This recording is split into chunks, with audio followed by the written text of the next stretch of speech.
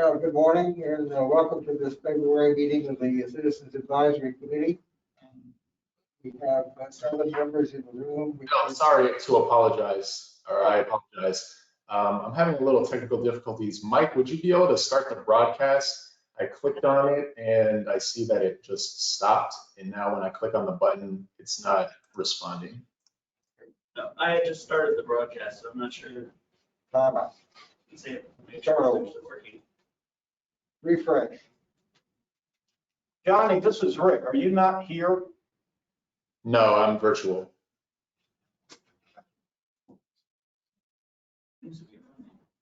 So, Johnny, without the laptops, how are we going to know who's asking to speak?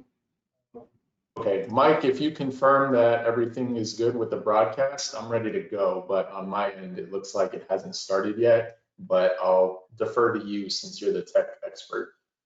I'll go ahead and sign into it here just to make sure.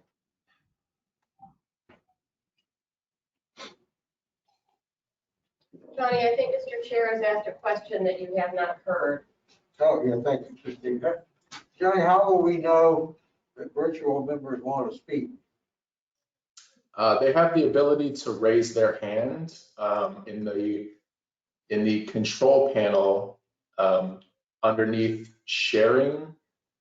They should see a little icon that allows them to raise their hand, or they can type a message into the chat. I'm monitoring that on and off throughout the meeting, but paying attention to that during public comment, members' interest, and as the presentations wrap up. Well, as you know, we don't have laptops here, so we're having to look at the screen on the wall. We're good, Johnny. It's I don't see the raise your hand. I do have my personal laptop running and I'm in the meeting and I do not see the raise your, sorry, this is Christina Costa. I do not see the raise the hand function, but there is a question space that can be opened as well as a chat space. Is it at the top of the presentation? No, I don't think so. Please have a look. My hand function.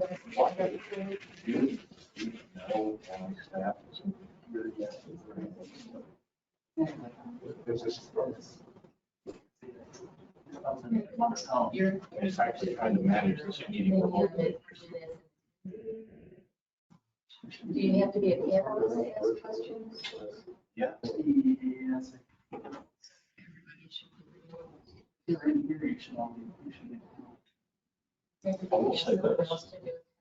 On the record. Whoever is taking the minutes right now. You. So it's pretty damn good.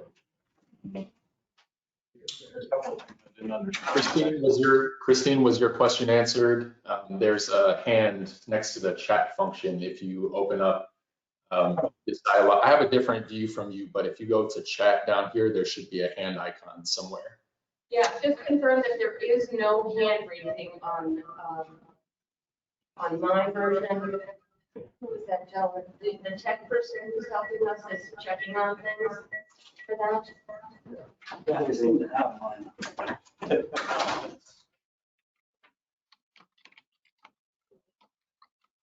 Unless it is a panelist or is it just an attendee?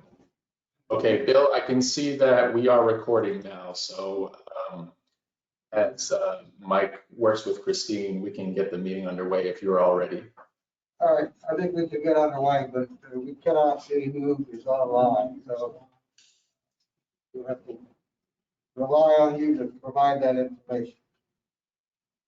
Give me just a moment to get Christine straightened out. I'm just not clear on how we'll know that questions are being posed. I guess people will. I don't have a raise the hand function. I don't know if the other panelists, anyone else in the meeting has that function. So Yeah. I just want to understand how it's going to flow this morning. So I defer to you and Dr. Wong to tell us Okay. how Johnny, you're outside of this room will be recognized. Johnny, you're going to have to let us know to recognize people who are not in the room. Yeah, that's no problem. We'll do. Okay. All right. Let's get going. Hopefully, People who are online will be recognized appropriately. Good morning. Carolyn and the point arriving. Morning. Good morning. Good morning. Welcome to the webinar. You can enter an attendee in listen-only mode. Yeah, Carolyn. All right. Okay. Can I not? Oh, yeah, you need to turn your volume way down because we're hearing everything. That's what it is. I had the same discovery. All right. Shall we try again? All right, ladies and gentlemen, good morning. We will now begin the February meeting of the Citizens Advisory Committee. I'd like to go around the room, do self-introductions, and I'd like to welcome Ed back. Let's start with you and go around the room this way, and then we'll manage a virtual. I have been on the committee for 4 years as the art representative. I've been on for about 6 months, and I just got appointed by Tampa Hillsborough Expressway Authority. Good morning, I'm Christina Costa. I am appointed by Tampa City Councilman Joseph Citro. Hoyt Prendel, I was appointed by Commissioner Kemp. Been on since 2019 at some point. It seems longer than that. I don't know if that's a good thing or bad thing. I mean, that'll be the best one. Either bragging. I'm Rick Fernandez, your vice chair. And I really wasn't appointed by anybody other than you guys. I'm the at-large Hispanic representative. I'm Bill Roberts. I was appointed by the Aviation Authority. Good morning, I'm Carolyn Brown, and I was appointed by Commissioner Myers. Hey, I'm Don Skelton. I was appointed by the board. Sharon Gavon, small business owner. Morning, Terrence Trott, African American at Large Representative. That's it. All right. These are the in the room, in-person attendees. Johnny, if you will recognize the virtual attendees and ask them to introduce themselves. All right. In the attendees box, I see Aya Yasin, Alexis Bobak,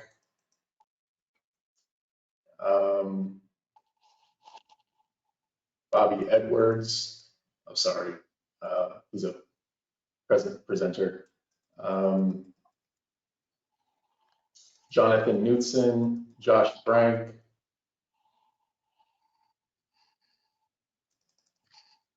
Mieza Morrison, Rick Richmond, Sarah Hendricks, and Stephen Hollenkamp.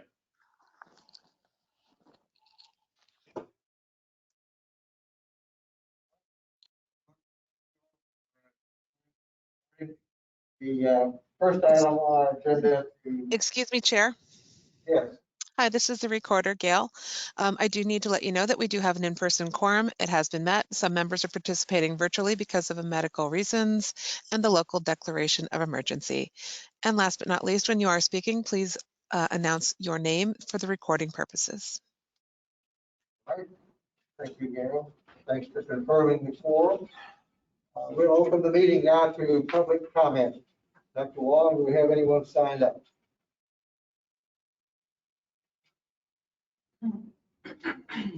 I've been asked to read a number of emails that I received over the past week from folks. So if it's all right with you, I'd like to open those up. Yes, proceed with the emails.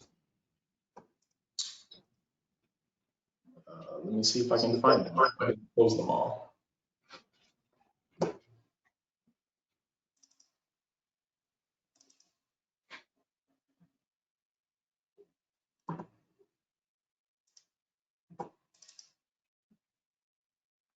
My apologies to the committee. I have about 30 dialog boxes open at the same time, so my computer's running a little slow this morning.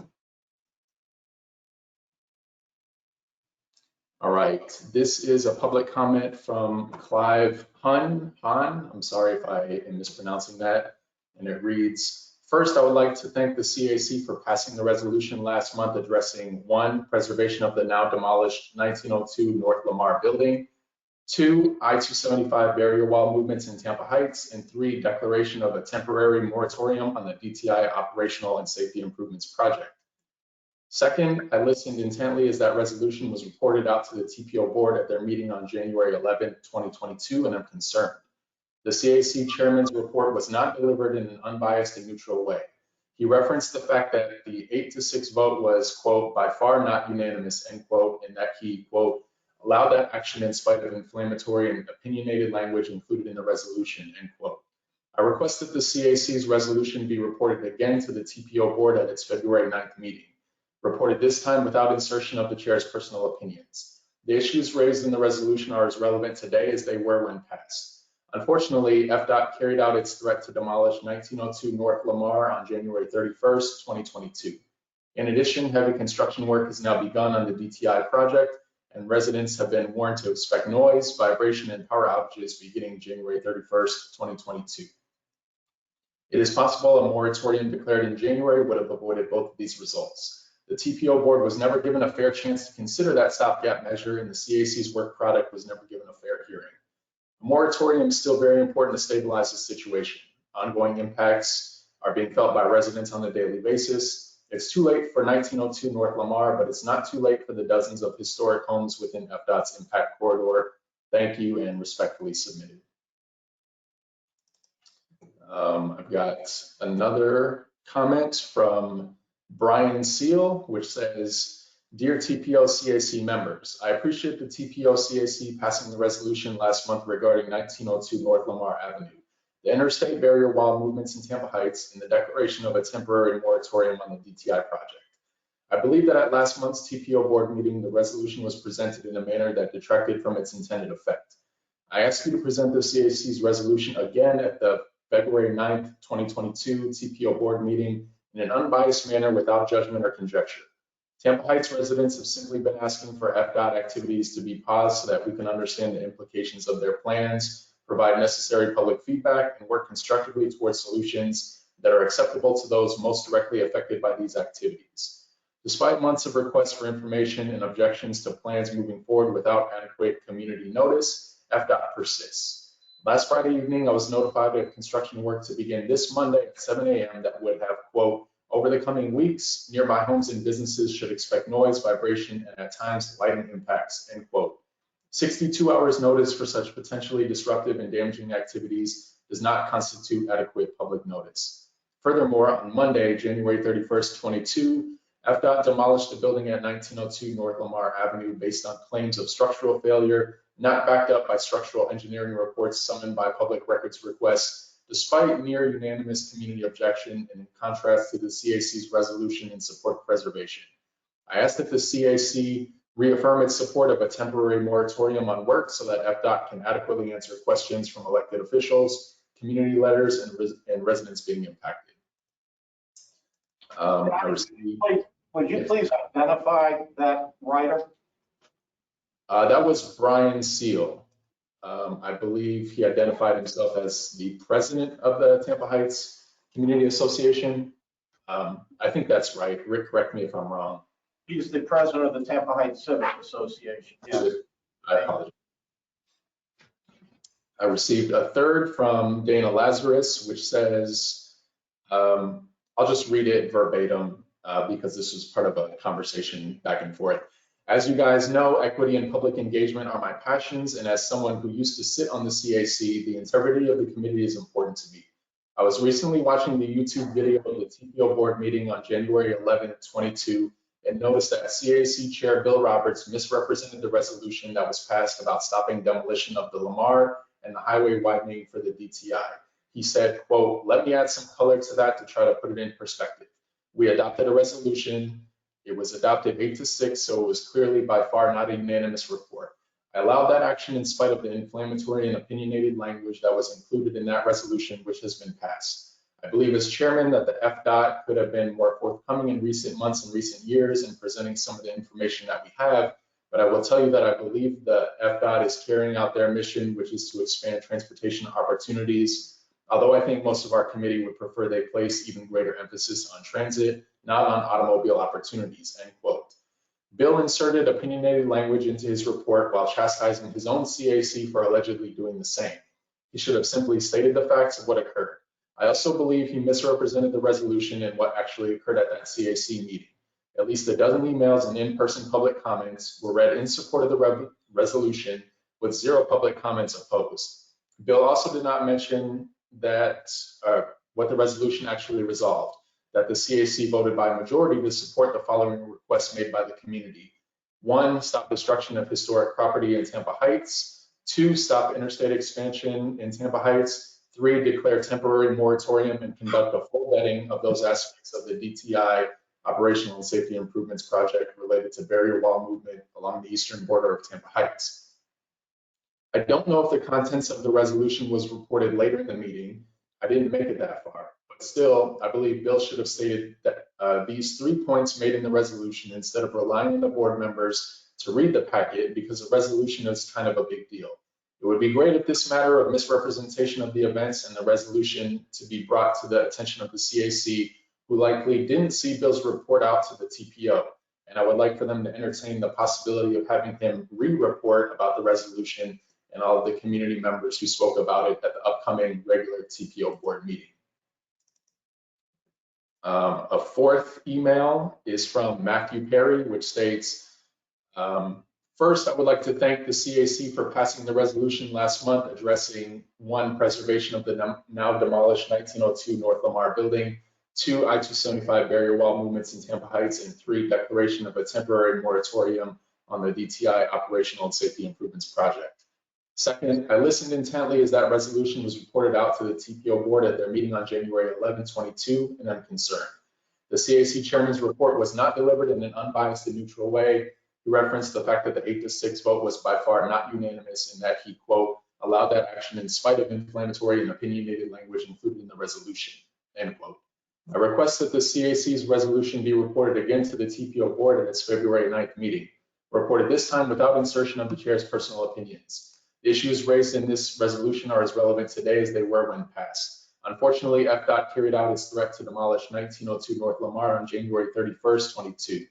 In addition, heavy construction work has now begun on the DTI project, and residents have been warned to expect noise, vibration, and power outages beginning January 31st, 22. It's possible a moratorium declared in January would have avoided both of these results. The TPO board was never given a fair chance to consider that stopgap measure, and the CAC's work product was never given a fair hearing. Moratorium is still very important to stabilize the situation. Ongoing impacts are being felt by residents on a daily basis. It's too late for 1902 North Lamar, but it's not too late for the dozens of historic homes within FDOT's impact corridor. Respectfully submitted. And the last that I received, would you like me to read it verbatim? It looks like it's the exact text of the previous email. That's probably from his wife. I think if you would identify the sender and. Oh, yes, sorry. This one is addressed from Nicole Perry. I think if you want to, if the committee agrees, we can identify the sender and ask you to reflect for the record that the information contained in the email is the same or similar. Yes, I will, Chair. We have a commenter online, Mauricio Rosas.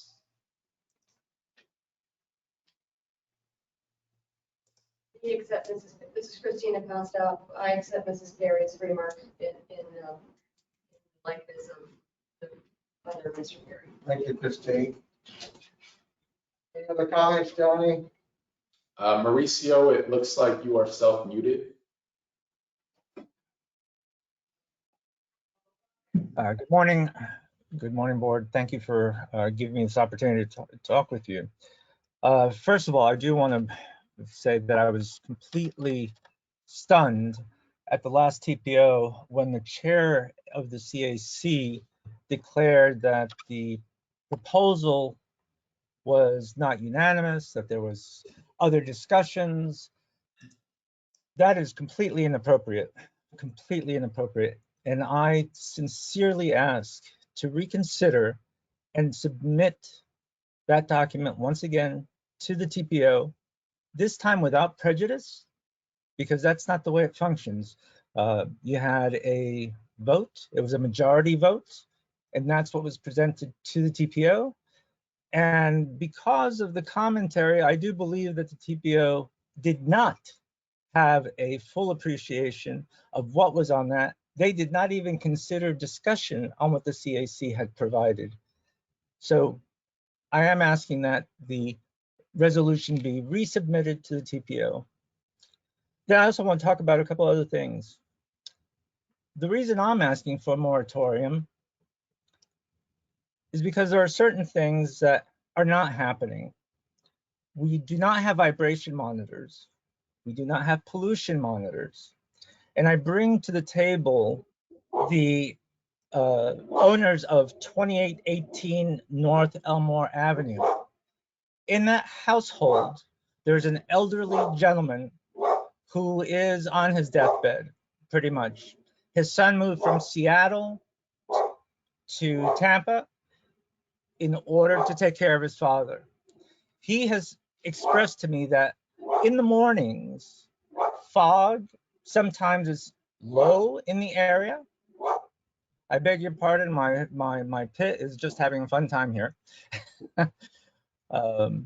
Yeah, but no, back to 2818 North Elmore Avenue. The pollution there is unbearable. And if you look at their house, it's surrounded by trees, so you would think that it would be easier, but it isn't. Those folks are being affected in a very, very bad way. And for that reason, until FDOT has vibration monitors, pollution monitors, I think there should be a moratorium so that those things can be put in place and the community has its opportunity to readjust themselves regarding the construction. So again, resubmit the resolution, moratorium until we have vibration pollution monitors, with an emphasis at 2818 North Elmore Avenue. There needs to be special consideration because somebody is ill and needs the time. Thank you very much. Thank you. Johnny, any other comments online? I don't see any comments in the chat. I think that's it. All right. If there are no other comments, we will close the public comment portion of the meeting and move on to the next item, which is members' interest. Ed Majerski.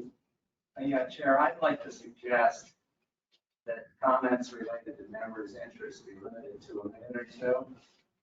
I'm concerned that members' interest is expanded sometimes to 20 or 30 minutes.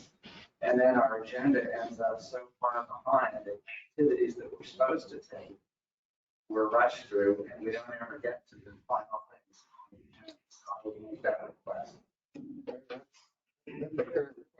And along with that, I'd simply remind the committee that members' interest was created and remains on our agenda.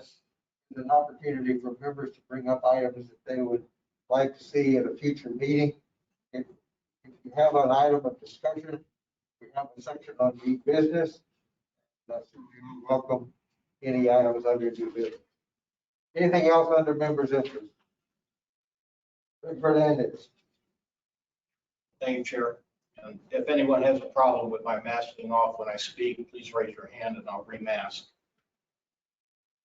I almost passed out last month trying to talk with this thing on. Member interest item. First of all, at our last meeting, I believe it was Christina Hoffman, I could be wrong, suggested that it might be beneficial to this committee if we were to arrange a visit to the Tampa Heights area to actually walk the wall, if you will, to see where all of this activity is taking place. I would like to interject that. I didn't have an opportunity to even comment on that when she made the suggestion, if it was her or somebody did. But I would recommend that. I would certainly be happy to host it. It could be done in sunshine with notice and everything else that's necessary. But we've already begun doing walking tours for some members of the county commission and the TPO board. I think it would probably be a good idea if those who are not familiar with Tampa Heights knew what they were voting about. Also, I made a reference at our last meeting about member introductions. And I know we didn't pick it up today, but I'm hopeful that in a future meeting, maybe as soon as next month, we might be able to give a little more time to the member introduction piece of our agenda to give us all a chance to reintroduce ourselves. In some cases, I'm seeing people's faces in this room for the first time. There are people virtually that I've never met, but they're taking votes on very important things. I really would like to know who my colleagues on this committee are. So even if we just give everyone 3 minutes, as they might if they were here in public comment, to introduce themselves more fully, I personally would appreciate that. The alternative would be to just take them out for a beer, and I don't think I can do that in the sunshine unless we notice it. So that's a problem. I also requested previously, and I want to reassert this request, that there be a presentation by the Department of Transportation before this committee about the various work that's being done around the downtown interchange, in particular with regards to the wall relocations in Tampa Heights. Those types of presentations are being made at the board level, but somehow we have been run, if that's even a term. So either Justin Hall or David Gwynn or some combination of those two and whatever team to come here and basically explain what it is they're doing. Because I'm getting a lot of questions from the community, and although I may be in a better position to answer than most, all of you are in a position as well to answer those questions, and I don't think you're in the sunshine as to that information. I guess that's it. I do have some new business, but I'll hold my water till then. All right, thank you, Rick. Any other board members have members' interest items? Donnie here, I'm sorry, Terrence Trust. I believe it falls under members' interests. I noticed a sign, there's like a yield sign where you wouldn't really think there'd be a yield because of the way that traffic usually flows near my neighborhood. It seems like it's a non-standard use of signage in order to solve kind of a traffic problem. But if you're operating off of like standard driving practices, it's contrary to how traffic should be moving, and I think it causes a problem. So I just wanted to see if somebody could come talk about it. I don't know if it's a larger problem or a larger occurrence throughout the county, but basically it's like coming in the turning lane. If you cut the traffic off, you're supposed to be able to turn around them, but they're giving a yield here. And some of these people are stopping. It's just confusing, basically. So I just wanted to see if that's like a practice. Do you happen to know the street intersection or the street? Yes, it's the intersection of Sims and Balm Riverview. Sims at Balm Riverview? Where I hope to get a roundabout very soon. I'm sorry, John, did you? Yes. I would love a four-way stop sign at Palm Avenue and North Ola Ave. There's only one stop and everyone stops anyway, but then you don't know if they're gonna stop on Palm when somebody's waiting. I drive it all the time. It's over again by the Armature Works. It just seems sometimes people are stopping when there isn't a stop sign anyway, and it's adding a lot of confusion. So what happens is that people are stopping when they shouldn't be stopping, so it's not like you can just really, at your stop sign, look to make your turn. Does that make sense? Yes. Yep. Sharon, come on, sorry. Yeah, and I've experienced that same thing. Yeah, it just seems to be dangerous, because then people slow down, then you think they're gonna stop, so you kind of go, or if you're all sitting there, it might make sense to either to put a four-way stop sign. We'll see if we can get a status report on that back for the next meeting. Thank you. Thanks. Mr. Chair, I think Mr. Frank is motioning to be heard. Josh Frank, you're recognized. Yes, thank you, Mr. Chair. Just a suggestion, I think, a lot of us may have some specific suggestions for improvements, roadway improvements, stop signs, that sort of thing. I'm not saying that's a bad thing, but I would like to suggest that maybe members choose to disclose that under public comment instead of members' interest or new business. Or perhaps we establish some sort of submittal process where folks, if they see something, can take a picture and upload it or submit it to staff instead of making a laundry list of wants and needs under members' interest, which is perhaps maybe not the most appropriate use of that time. So that's all. Thank you. Thank you, Josh. And I think along with that, we're always encouraging those kinds of suggestions to be conveyed to our staff, to Dr. Wong. He can look into them and report back to the committee or the individual committee member. So, yes, Terrence. I just wanted to go back to kind of my point. I need to know if it's a systemic thing. Like, I'm not just trying to fix mine. I just want to know if we're throwing signs up places where it goes contrary to how traffic, how drivers usually think traffic should be moving. It just seems like a dangerous situation. So I just want to know if that's a common occurrence or not. And I may know your comment about a countywide problem, possibly. Christina Costa, yes. Thank you.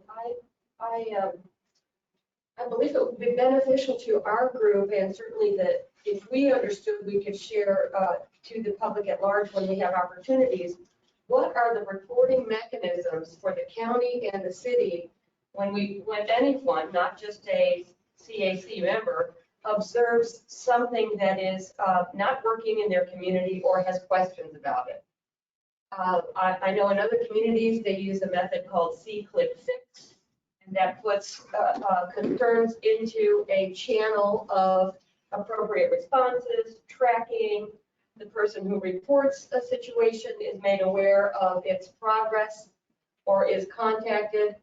And if we don't know to whom we should go with our concerns, then it's highly likely no one knows. So perhaps we can schedule that for future presentation. What should we advise members of our community when they come to us? Use this system, click here, go there. It's an app, it's a website. What are the tools? I would like to be refreshed on that, and perhaps that would be beneficial to our committee. I think that's an excellent suggestion. I would ask Dr. Wong to come back to the next meeting with at least some report as to how the committee and the public can report those problems, both in the city and in the county, both cities, all three cities, excuse me, because there are 3 or 4 jurisdictions involved. Thank you, Christine. Prego. Thank you, Mr. Chairman. To follow up on kind of what Rick said and what Sharon said, I would encourage some of our planners to get out and walk the streets in downtown and just get a feel for their safety and also the convenience of walking. One of the issues I've noticed is if you walk down Franklin Street, for example, you will hit a stop signal every single block. So meaning the crosswalk, if you're at Jackson, the crosswalk will turn white. You will walk and you will have the crosswalk in front of you turn red, which will cause you to stop. And then the very next thing on the next block. And so just as we, and I understand that, traffic engineers are probably controlling a lot of that signal timing, but as we focus on Vision Zero and trying to make other transportation modes convenient, walking being one of the easiest ones that people will walk if it's convenient to walk, just like people will bike if it's convenient to bike, or they'll take the bus if it's convenient to take the bus. And I've just noticed that with downtown a little bit, that there's, the lights are all timed for driving, which is fine, because when I drive down here, that's perfectly fine. But for a lot of people that walk, and especially as downtown gets more big events and hockey games, I think that's something that needs to be under consideration. Thank you. Thank you. Sure. I'll say, coming from New York City, there must be a way. I'm not the engineer to do it, but there must be a way to figure that one out. I do know, like when you're walking in New York, like the avenues are longer, but the streets are short, and you can I mean, they try to sync up the lights as well. So that is annoying. If you're walking and every light you get stopped, you're stopped. And then you're in the sun, especially in Florida. Okay, thank you. Any other comments under members' interest? Seeing none here in the room. Yeah, online there is, Yeah, Johnny, do we have some online? Ms. Morrison. Yes, the question. I don't see any comments in the chat. If anyone on the committee is logged into the meeting as a panelist, they can always unmute themselves and speak up. Mesa Morrison, hand up. Yes, hi. I just had a quick comment about an email that was sent with resolution number 2020-3 on racial justice. I believe that resolution and everything, it took place before I joined. So I just wanted to know, is there any way we can kind of update those of us that are new on that resolution and what has happened since? If there's a separate committee or anything like that that is working on it, I'd love more information on that as well. Are you familiar with the resolution? You need a copy of it or? Yeah, a copy was sent out, but I just kind of wanted more insight on what has happened since, and if there's a committee or anyone working on this that may be an opportunity for me or anyone else on the committee. Okay, so you're asking for an update, and let's revisit that issue at the next meeting. We may choose to form a subcommittee for that. Any other Yes. hands on the online? I'm seeing Christine, you're helping us out here. I do not see any other All right. people waving at us. No other comments available online or in person. We'll close the members' interest portion of the meeting. I'd like to move on to the approval of the minutes of our December and January meetings. Those minutes have been circulated. Do I have a motion to approve one or both? I think we can do them together. Rick Fernandez? Well, forgetting the Roberts rules, is it appropriate to have the motion first and have discussion? I have corrections. Let's have a motion before we get to corrections. Is there a motion to approve the December minutes of the CAC? We have a motion before we file corrections. Right, I'd like to have a motion and then we'll take comment. I'll move. I'll second. Moves Christine, second. All in favor of approving the December minutes of the CAC, please say aye. I'm sorry. Let's take this. I believe there may be some comments or corrections on those. Demasking again, folks. This is Rick Fernandez for the recorder. I chaired this December 15 meeting, so I'm a little bit more geeky about the minutes than I might otherwise have been. So I apologize for that, but kind of mother-ended. Johnny, could you please, so that I can reference pages, could you please tell me in the PDF doc what is the first page of the December 15 minutes? What's it designated? In the agenda packet, it's the 4th page. Okay, so page 4 of the PDF doc or agenda pack that we have is the first page of the December 15 minutes. Therefore, my comments begin at page 4, 5, 6 and carry through to page, well, to the end. So 6, 7, and 8. For anybody that's following along in their hymnal. What page of the minutes? Huh? Page 3. Minutes have page numbers. No, they don't.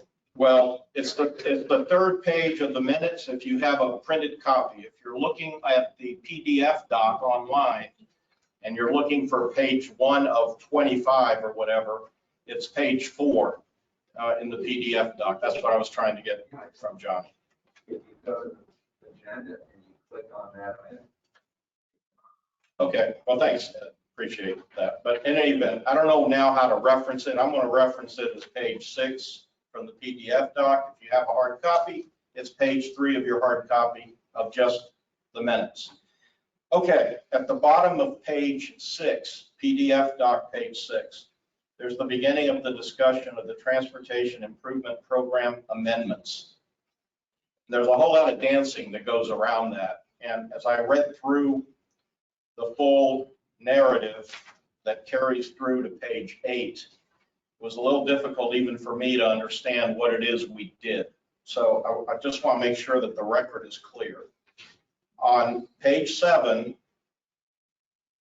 toward, I think so, the last paragraph, it says, Mr. Frank restated the motion, which was to accept the TIP amendment as listed, as presented, except for number 23 and 24, which dealt with I-75 and I-4. All right, that's pretty clear. But after that, Christina Costa moved to amend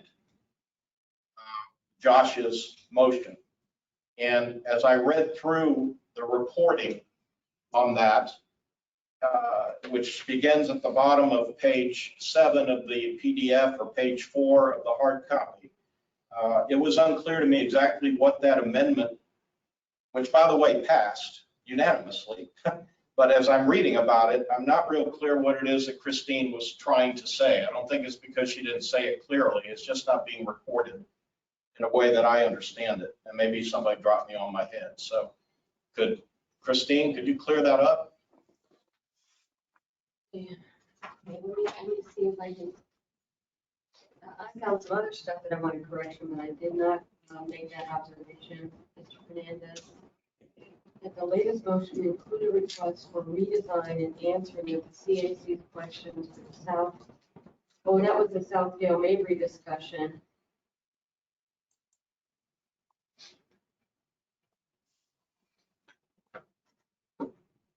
Mr. Fernandez, I feel that it's pretty clear that I was attempting to do was state that we amend the prior motion to be intact, what Josh had said as a proposed motion, and that it be amended to include that a redesign for the Southdale Mabry intersections be provided in the future. Okay, so does that capture the entirety of your, as you reconstruct it now, of your amendment? Yes. Okay, I don't know if that's a correction to the minutes that are presented or simply a request that the minutes for this meeting record that, but I just wanted that to be clearer than it was to me as I read it. And again, the motion made by Josh Frank as amended by Christina Costa was in fact passed by majority vote. So we got to it, but we got to it after I had a tutorial on Robert's rules. It was a little gummy there for a minute. Okay, and I do have a question as to whether or not the CAC's action on this particular item of the tip was ever reported to the TPO board, because we didn't have these minutes in time for the TPO board meeting. And I believe they took action on this tip amendment, but I'm wondering if they took action with the benefit of the CAC's recommendation. Does anybody know that? I will only comment that I don't recall off the top of my head whether it was part of the verbal report or part of the written report, but beyond that, I'm not sure. Yeah, it wouldn't surprise me if it hadn't been presented, because this meeting was the 15th and the TPO board meeting was on the 11th of January, and we did not even have the minutes. So I'm thinking that what we did on the 15th regarding this tip amendment got lost between that day and the time of the TPO board, and they took action without our recommendation in place. I don't know if there's anything to do about that, but it might be something to report back to them at the next meeting, just so they're aware. They may want to revisit it. Just a matter of clarification, if you'd like, I'll review my report, see if it got included. Okay. I simply don't remember. Yeah, I was listening, and frankly, I wasn't listening for that, but I don't recall hearing it reported out, either by you, which I'm not faulting you for, because you weren't at the meeting and it wasn't in your records to know. But I don't believe it was reported out in any way when they were actually discussing this matter in front of their board as a matter of first impression. I have a clarification. Sorry to interrupt, Rick. So I believe that you are correct in that the minutes were not included in the January TPO board meeting. If I'm remembering the timeline correctly, I don't think that they had been delivered to us at that point. But the actions that occurred during the joint CAC-TAC meeting were communicated in the committee report, which is always included in the board meeting packet. So yes, the committee's actions were reported to the board, but not in the minutes. Okay. Well, it might be worth just to revisit anyway. Maybe I'll use public comment to do that, or the chair can do it in his report if he wishes. But I'm not at all sure that the people on the TPO board have any idea what Christina Costa asked for or what Josh Frank moved. And that's my concern. Whether they take any action on it or not, that's up to them, but they should at least know what it is we did. And I have one more comment on this minutes, but okay. Page 8 of the PDF doc, page 5 of the hard copy, the state of the system report, which is letter C, about the middle of the page. This is really a request for update as much as anything else, but I requested at the meeting that there be the inclusion of information in the state of the system report regarding the percent of population affected by high vehicular emissions. There was a whole section of the old state of the system report that was left out, and I'm referring to the 2019 version, that was left out in the version that we were presented in December. I asked staff to make sure that that material was reinserted before it went to the TPO board. I know the TPO board addressed the state of the system, but I do not know if the TPO board had access to that additional inclusion. Johnny, are you able to tell us that? Yes. When the state of the system report was presented to the board in January, we did report on the statistics that we calculated for percent of the population within 300 meters of high volume corridors. We also called out some of the updated statistics, some things that had changed from the previous report, where that we have more high volume roadways now, and a greater proportion of the population living within that buffer distance in which they would be affected by vehicle emissions. So yeah, we did include that in the reports of the TPO board. I wanted to cover that topic and give the committee an update at the last meeting. Unfortunately, we ran out of time, so I wasn't able to cover it. But if you'd like to have a summary of it, I would be happy to offer that during today's meeting if we have time during unfinished business. All I wanted to make sure was that nugget of information didn't get lost between 2019 and now. And you would know better than anybody because you're the one that presented the 2019 State of the System report. And I was sitting in the room when you did it, and it was probably one of the most moving portions of that entire document to me. So to lose it, I thought was something that we couldn't stand by quietly for. So if it's back in there, great. What I would like is to see a revised version of the State of the System report that has that language in it. So maybe you could provide that.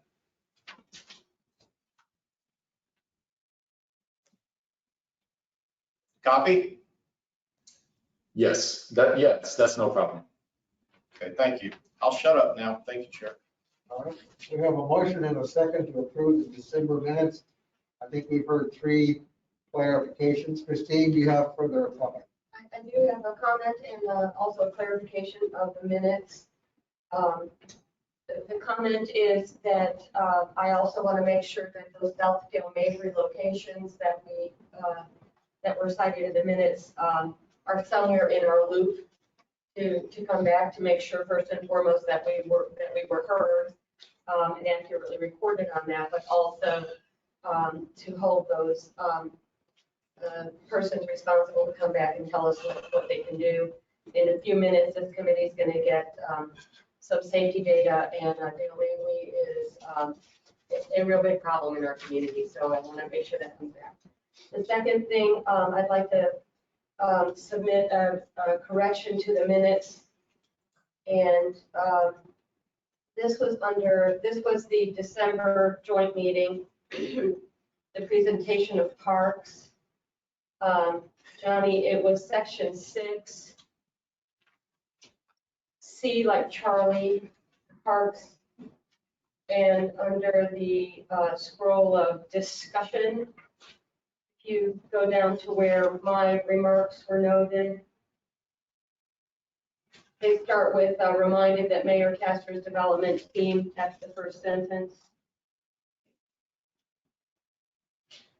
Christine, I'm trying to follow along. You said this was regarding the park study Yeah, at the December joint meeting, correct?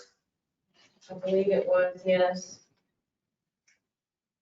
What page is it on, Take Christine? a page number for me. No page numbers on the PDF that I scrolled through, and I'm trying not to print. 17 on the 17 on PDF. Thank you, Mr. Trot. It's page 17 on the PDF. These are numbered. Yeah, these pages you're scrolling through, thank you. There are no numbers on these pages, so perhaps in the future we could number those. Page 17. Yeah, it's not, That's right. it can't be 17. On PDF, it starts at page 4 for December 15. Christina. Yeah, and accurately found it. So Johnny, in the very last sentence on that paragraph, it's very important, the point I was trying to make is that when the speeds are set too high, this was the feedback we got on almost all the parks that Lisa Silva shared with us, is that the speed on adjacent roadways is too high. Not that people are speeding. So the last sentence of that paragraph should say speed set too high is the responsibility of system. If you could insert the word system owners and operators. January 5th. Is that the January 5 meeting? Yes. My apologies. Again, I try not to print the whole thing, but maybe I'll have to in the future. So you're, That's the second to last sentence, Johnny, in my paragraph. This is January 5th. you're talking He's about got it on minutes. the screen right here. So he's got it. Do you understand what I'm asking? So what I have is you would like to elaborate on this final sentence and clarify that you're saying when speeds are set too high, it's the responsibility of system owners and operators to correct. Correct. Is that Thank you. right? Okay. Point of clarification, Chair. Christine, you okay with that? Thank you. Do you have a That question? is Just all I just wanted. a point of clarification, I want to make sure we just did. I think Christine was referencing the minutes for January, not the minutes for December. December is what's in front of us right now by way of motion. Is that what just happened? That's correct. All right, so Christine's suggestion is for a change for the minutes that we're about to take up, not what we're currently voting on. All right. Okay, so I thought we were doing both at once. Sorry. Okay. We'll do your correction. Thank you. Any further comments or corrections on the minutes of the December meeting? Anyone online have comments or corrections?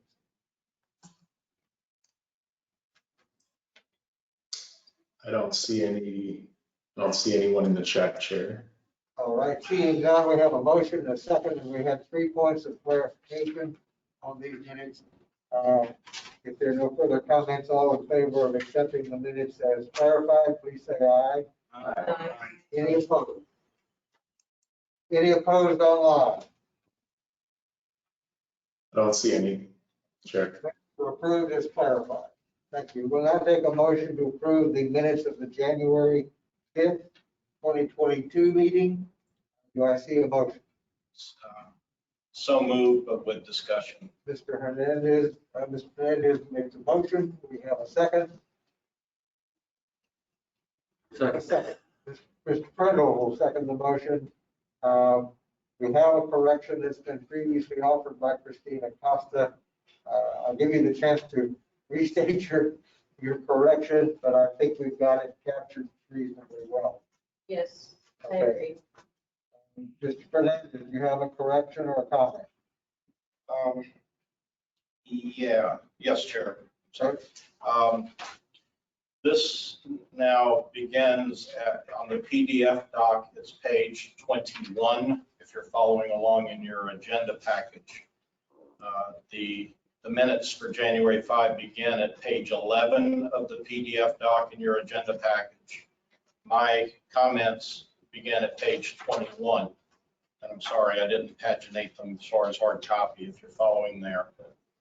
In any event, 10 pages hence. Under unfinished business and new business, which is where we were beginning to discuss the resolution and the barrier wall. About 2 inches up from the bottom, the minutes that currently state says this is supposed to be a design build project and construction isn't supposed to start until 2023. That may give us some time. It's that sentence, Johnny, if you're, and the recorder. I may have said 2023, I probably did in the heat of the moment, but and maybe that's what I thought. But we now know that the construction actually is beginning in 2022. And in fact, it's already begun. So I would like that corrected to 2022. Then the Lamar House is referenced further down on that page. Let's see. Well, I'll just note, although this is referenced as the house is not proposed, is now proposed, restate.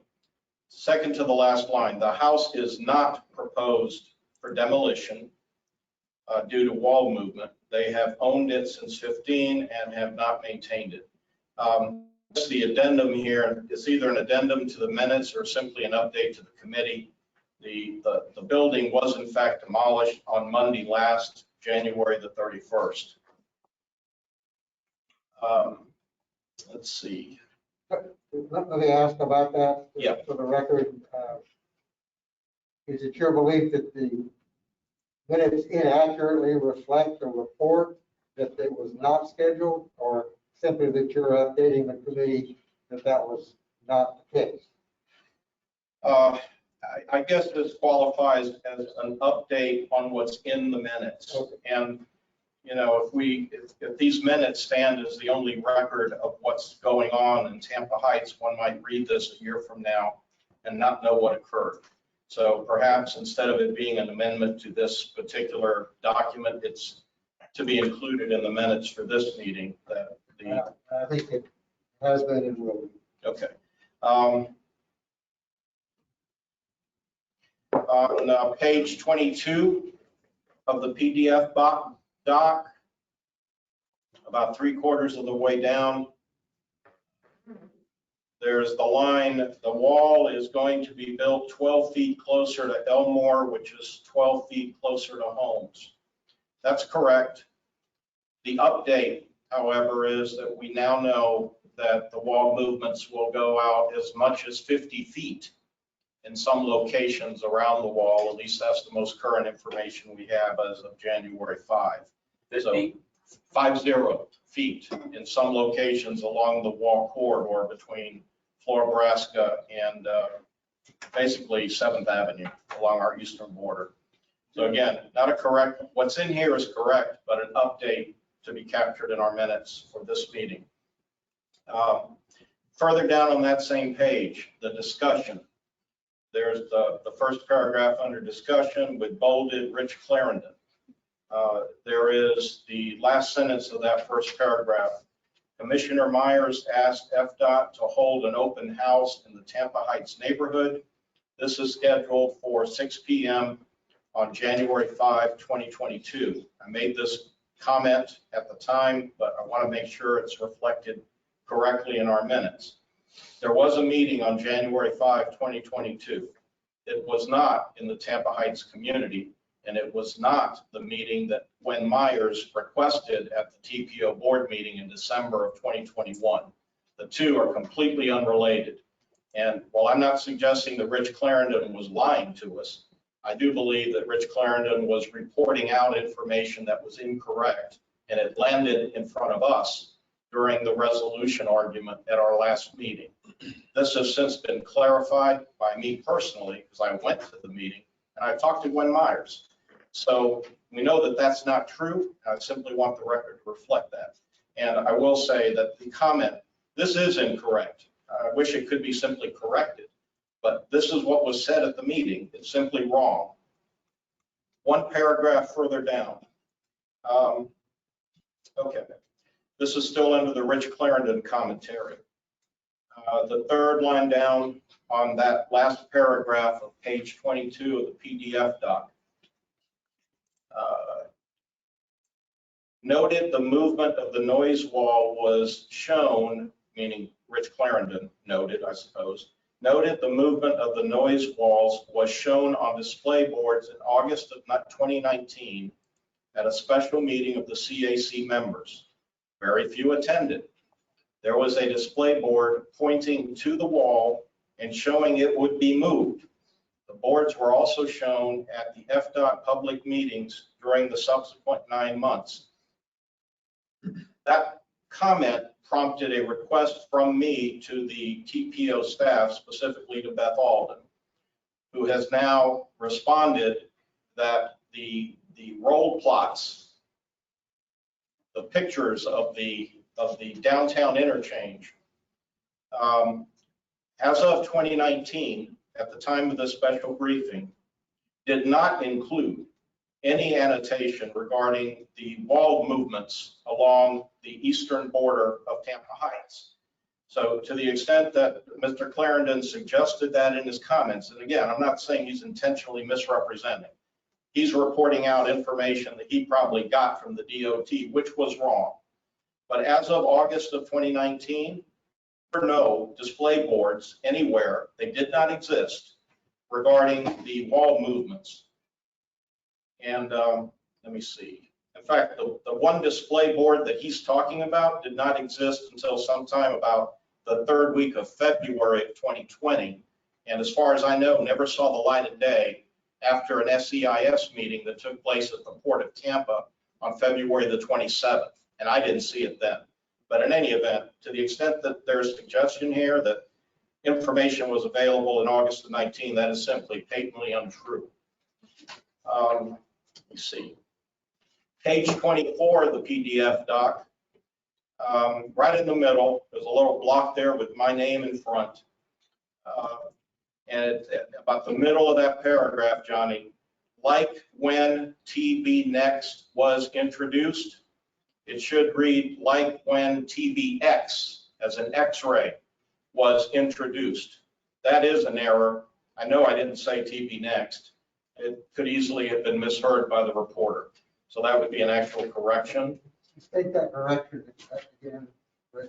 Midway through the center paragraph on page 24, yeah, the block that is has my name at the top, or noted there, right in the middle of that paragraph, the words referenced in the minutes now are, quote, like when TB Next was introduced. Tango, Bravo, Next. It should read Tango, Bravo, X-ray was introduced. got it. And on the last page of the minutes, page 25 of the PDF document, Johnny, you still with me? Yes, I am. If you look over your shoulder, you'll see that Johnny is navigating on your behalf. Oh, okay. Thank you. Appreciate it. I'm kind of focused on what's in front of me. I don't know what's on my shoulder. Thank you.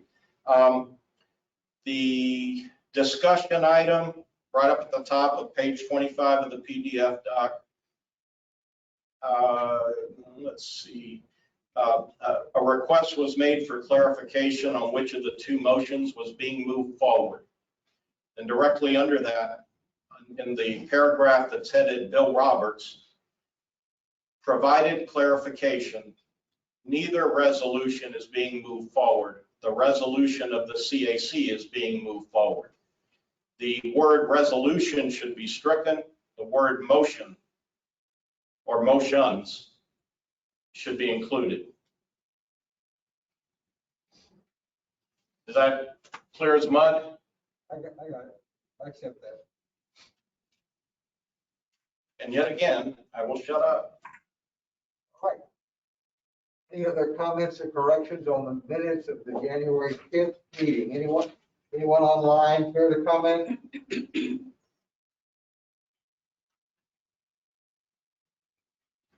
Johnny, any hands up? No, Chair, I don't see any comments in the chat. Okay. Actually, I'm sorry, I apologize. I see a few clarifications made by Beth Alden. I'll read them off in the chat. There are several, so please bear with me. I'm not sure all of these are pertinent to all of the amendments requested. Beth states that the 9 TIP amendments were discussed at length. This is actually the text that was included in the committee report to the TPO board in January regarding the 9 TIP amendments. So this is the way it was written. The 9 TIP amendments were discussed at length. There was concern that the highway safety improvements might not fit into the spirit of the Vision Zero category due to the addition of auxiliary lanes versus focusing on speed management. Some members agreed these lanes would serve the purpose of eliminating weaving movements. Another would prefer the consideration of ramp metering as a solution. There was also questions regarding the need for right-of-way and if any properties were being proposed for taking. The amendment to add pedestrian crossing treatments on Southdale Mabry was generally supported by both committees, with a caveat that full signalized crossings be considered and that the crossing design takes into consideration bicycles as well as pedestrian movements. The TAC approved the TIP amendments unanimously on an 8-to-1 vote. The CAC approved the amendments except for the auxiliary lanes on I-4 and I-75, and with the proviso, I'm sorry, I should know how to pronounce that word, but I don't, that the pedestrian crossings on Southdale Mabry be designed to also accommodate bicyclists. So Christine, that speaks to your point, but in the meeting minutes for January, we will clarify which crossings you are referencing. Beth had commented several times, I believe, while Rick was speaking, and I'm not sure regarding what, but she mentioned that that's an excerpt of the written report. The air quality analysis requested by the CAC is available on the Smart Cities, the air quality analysis that we completed and presented to the board is available online. Rick, that's a follow-up from your request. She also mentioned the construction for the DTI has not begun yet. The project that is under construction is the quote transition project that is from just north of the DTI to about Hillsborough Ave. She stated that the minutes are not the only record. We also video record the meetings and post them on the TPO YouTube channel.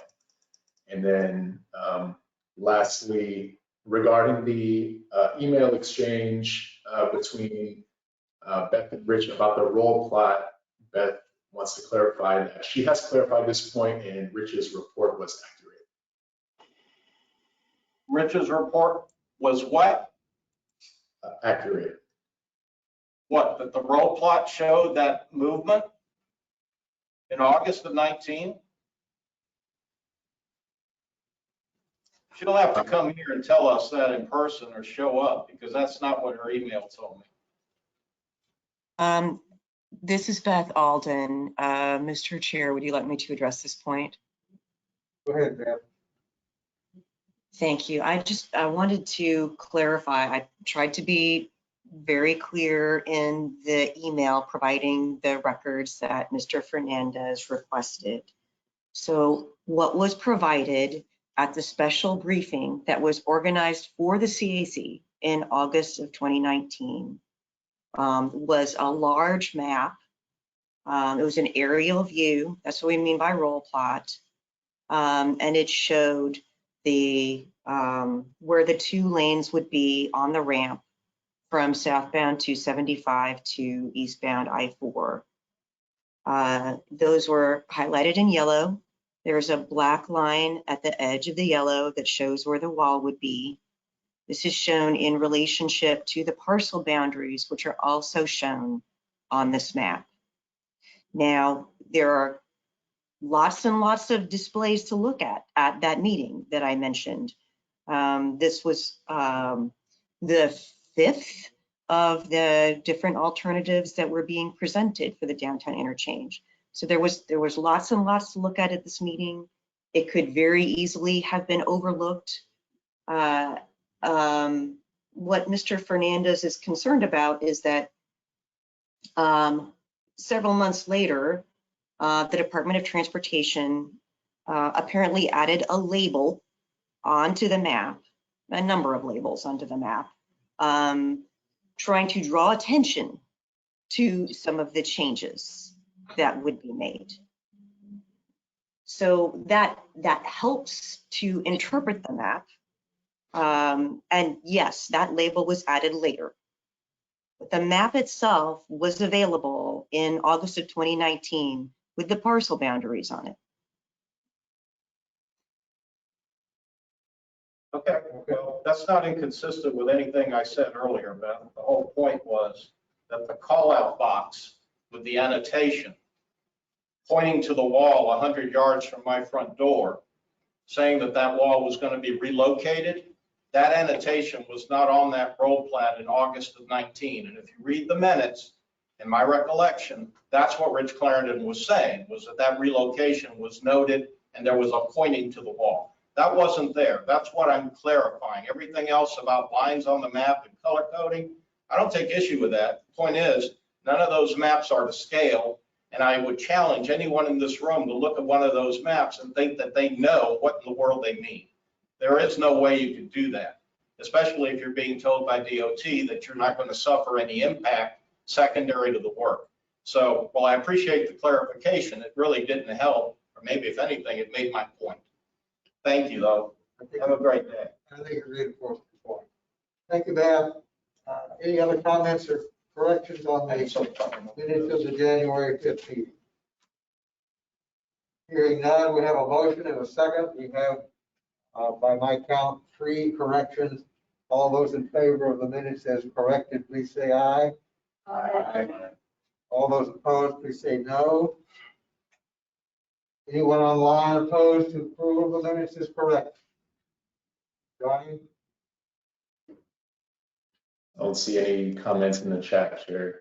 All right, minutes of January 5th meeting as corrected are approved. Thank you. We'll now move into our action items. Item A is a safety performance target for calendar year 2022. McDonald. Good morning. Morning. Let me show my screen.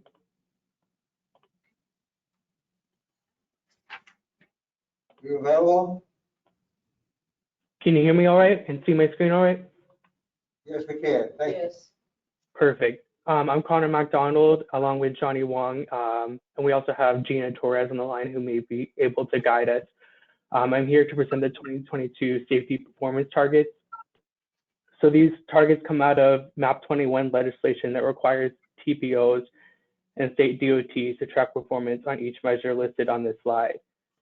In the years past, MPO has elected to track year-end fatality total and motorcycle fatalities as additional safety measures. This is the 7th year we're setting these targets, and additionally, the process requires that we set realistic data-driven targets. So our methodology is as follows. We project the number of crashes and fatalities for the next given year and subtract the crash reduction benefits that are achievable given anticipated level of investment. This is to expect a 1% reduction along all crash types. For the first target, we were reviewing annual actual fatalities. This was a record high in 2021 at 255 crashes, 255 fatalities. With trend prediction at a 1% reduction factor, we aim to set a target of 253 fatalities. The next target is annual fatalities on a 5-year rolling average. Since this is an average over 5 years, the number is not expected to decrease. We aim to set a target of no more than 224 crashes on a 5-year average, 5-year rolling average. 224 5-year average fatalities on a 5-year rolling average, excuse me. So this next map shows fatal crashes that occurred in 2021. As you can see, they're along much of our major roadways, especially the east-west corridors. The third target is motorcycle fatalities on a 5-year rolling average. For this, we are predicting a decrease in the average with a target of no more than 36.13 5-year average motorcycle fatalities. The fourth target is annual serious injuries on a 5-year rolling average. This has been steadily decreasing, and we're proposing a target of no more than 1,107 serious injuries on a 5-year average basis. Next is the annual non-motorized fatalities and serious injuries. Based on these statistics, there is an increase in the 5-year average. We are proposing a target of no more than 232 non-motorized fatalities and serious injuries. The sixth target is fatality rate per 100 million vehicle miles traveled on a 5-year rolling average. Since we don't have reliable volume data until the middle of the year, we have predicted a 1.03% growth rate in VMT. Overall, we are proposing a realistic data-driven target of no more than 1.59 fatalities per 100 million vehicle miles traveled on a 5-year rolling average basis. Our final target is serious injury rate per 100 million vehicle miles traveled. We have seen a steady decline in this trend, and we're proposing a target of no more than 7.49 serious injuries for 100 million vehicle miles traveled on a 5-year rolling average basis. This slide is showing where we did and didn't meet our targets in 2021. We set a target of no more than 190 fatalities, but the actual number was 255, so we did not meet this target. The next target being fatalities on a 5-year rolling average, we set a target of 195 and had an actual of 212, so we did not meet this target. The third is serious injuries. On a 5-year rolling average, we set a target of 1,201, and we did meet this target at 1,025. Motorcycle fatalities is the next measure. We set a target of 34.95 and an actual of 37.20, so we did not meet this target. For non-motorized fatalities and serious injuries, we set a target of no more than 230. We just met this target exactly at 230. For fatalities per million vehicle miles traveled, we set a target of 1.38 fatalities per MVMT. We did not meet this target. Finally, for serious injuries per million vehicle miles traveled, we set a target of 221. We set a target in 2021 at 8.49. We met this target at 8.17. So this slide is intended to get us thinking on what actions we can take to address some of these concerning numbers. Currently, the Vision Zero program has 4 action tracks to increase safety. One being short-term, low-cost treatments like paint saves lives. Another being equitable enforcement. The third being public education strategies. And the fourth being policies and programs. So for the future, we'd like to discuss what crash details the TPO can provide to assist in making informed data-driven decisions. Finally, here's a list of our 2022 safety performance targets. Again, the realistic data-driven approach tells us to set a target of no more than 253 fatalities, annual actual fatalities. No more than 224 annual fatalities on a 5-year rolling average. No more than 36.13 motorcycle fatalities on a 5-year rolling average. No more than 1,107 annual serious injuries on a 5-year rolling average. No more than 232 annual non-motorized fatalities and serious injuries. No more than 1.59 fatalities per 100 million vehicle miles traveled.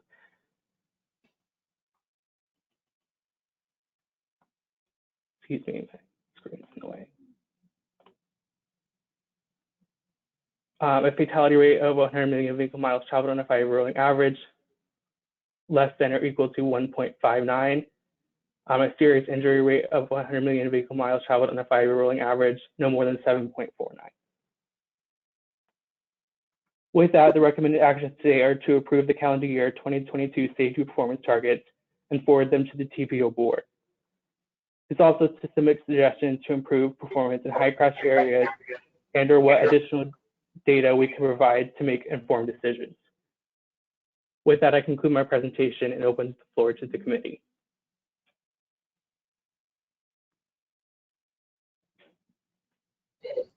Okay, let me take comments.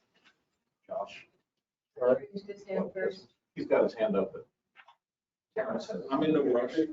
Deputize Terrence, Josh, I'll come back to you in a moment. Terrence, go ahead. Thank you. Terrence Trot. I couldn't help but notice the decrease in injuries, serious injuries, and the increase in fatalities. Is that because we're still normalizing some of the data, or is there something else to be gleaned from that information? Like, it would just seem to me common sense one would track with the others. Right. We have done some preliminary research just to try to find some trends. While the data specifically and local level doesn't, not that it doesn't show, but we haven't found out yet. One contributing factor may be emergency response times in the wake of the pandemic.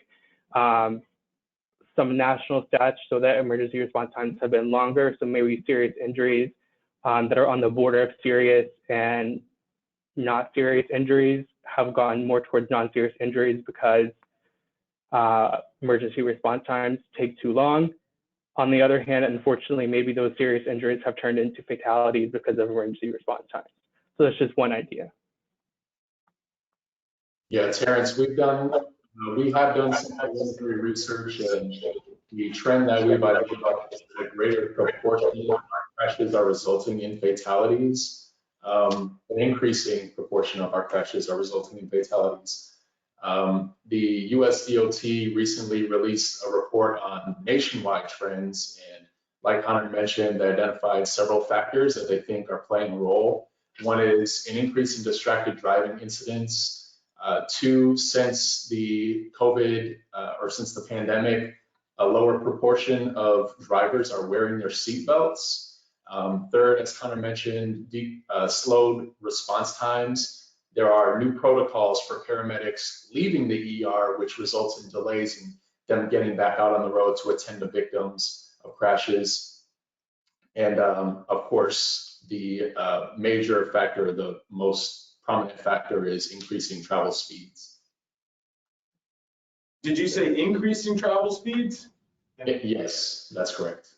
But I'm just saying, wouldn't serious injuries increase though also? That is that's the conundrum for us, is that yes, you would imagine that one follows the other. So I don't have a good explanation for why serious injuries have not increased in parallel with the increase in fatalities. But you know, we're going to continue doing some investigation on that, and we'll report back to you if we find anything conclusive. Yeah, I can buy into that response time thing. That makes pretty good sense. If there's a slower response time to accidents, then a serious injury is more likely to turn into a fatality. That makes sense. I'm sure there's other factors, but thanks gentlemen for looking into it. Okay, Josh Frank, I think you were asking to be recognized. Yes, thank you, Mr. Chair. And I'm just going to follow up. I have two comments. One, following up on what Dr. Wong was mentioning, it's a nationwide trend that due to the pandemic, vehicle miles traveled is actually down. And so congestion is actually less than it was before the pandemic. And when you have a decrease in congestion, you have an increase in speed. So essentially the increase in speed is what is leading to a nationwide issue of higher vehicular crashes and fatalities. That also goes into pedestrian and cyclists as well. But it is sort of a national issue that I think is something that we'll see follows trends here, if not worse here than elsewhere. And then the second point, which is sort of related to that, is I think, Connor, one suggestion to improve the data, at least, or another way to perhaps help us understand it, is to see these crashes and fatalities and serious injuries by jurisdiction, roadway jurisdiction. I had asked a couple meetings ago to create a map that sort of shows who owns what corridor, and that was provided by staff, which is great. It's nice to have that in one place finally. But I think we'll find when this data of fatalities and serious injuries is overlaid with jurisdiction, that of course the highest speed corridors are that owned by DOT, and then county, and then city. And so I would expect, this is just an educated guess, that the vast majority of those serious injuries and fatalities will be on DOT jurisdiction. So if it's within reason to say that, 90% plus of those fatalities or serious injuries exist within FDOT's jurisdiction, seriously, clearly they're not doing something right, or they're not playing by the same level of rules that the county and the city or the municipalities may be, which is a problem. That report card that you showed us looked like 4 Fs, a C, and 2 Bs. I don't know about you guys, but my parents wouldn't be very happy with that report card, and neither should we. So I would suggest that that's probably the most helpful way to view that data and help us steer action, both in this committee and in TPO generally, and sort of goes in line with my comment last time about Vision Zero and highway program projects going together.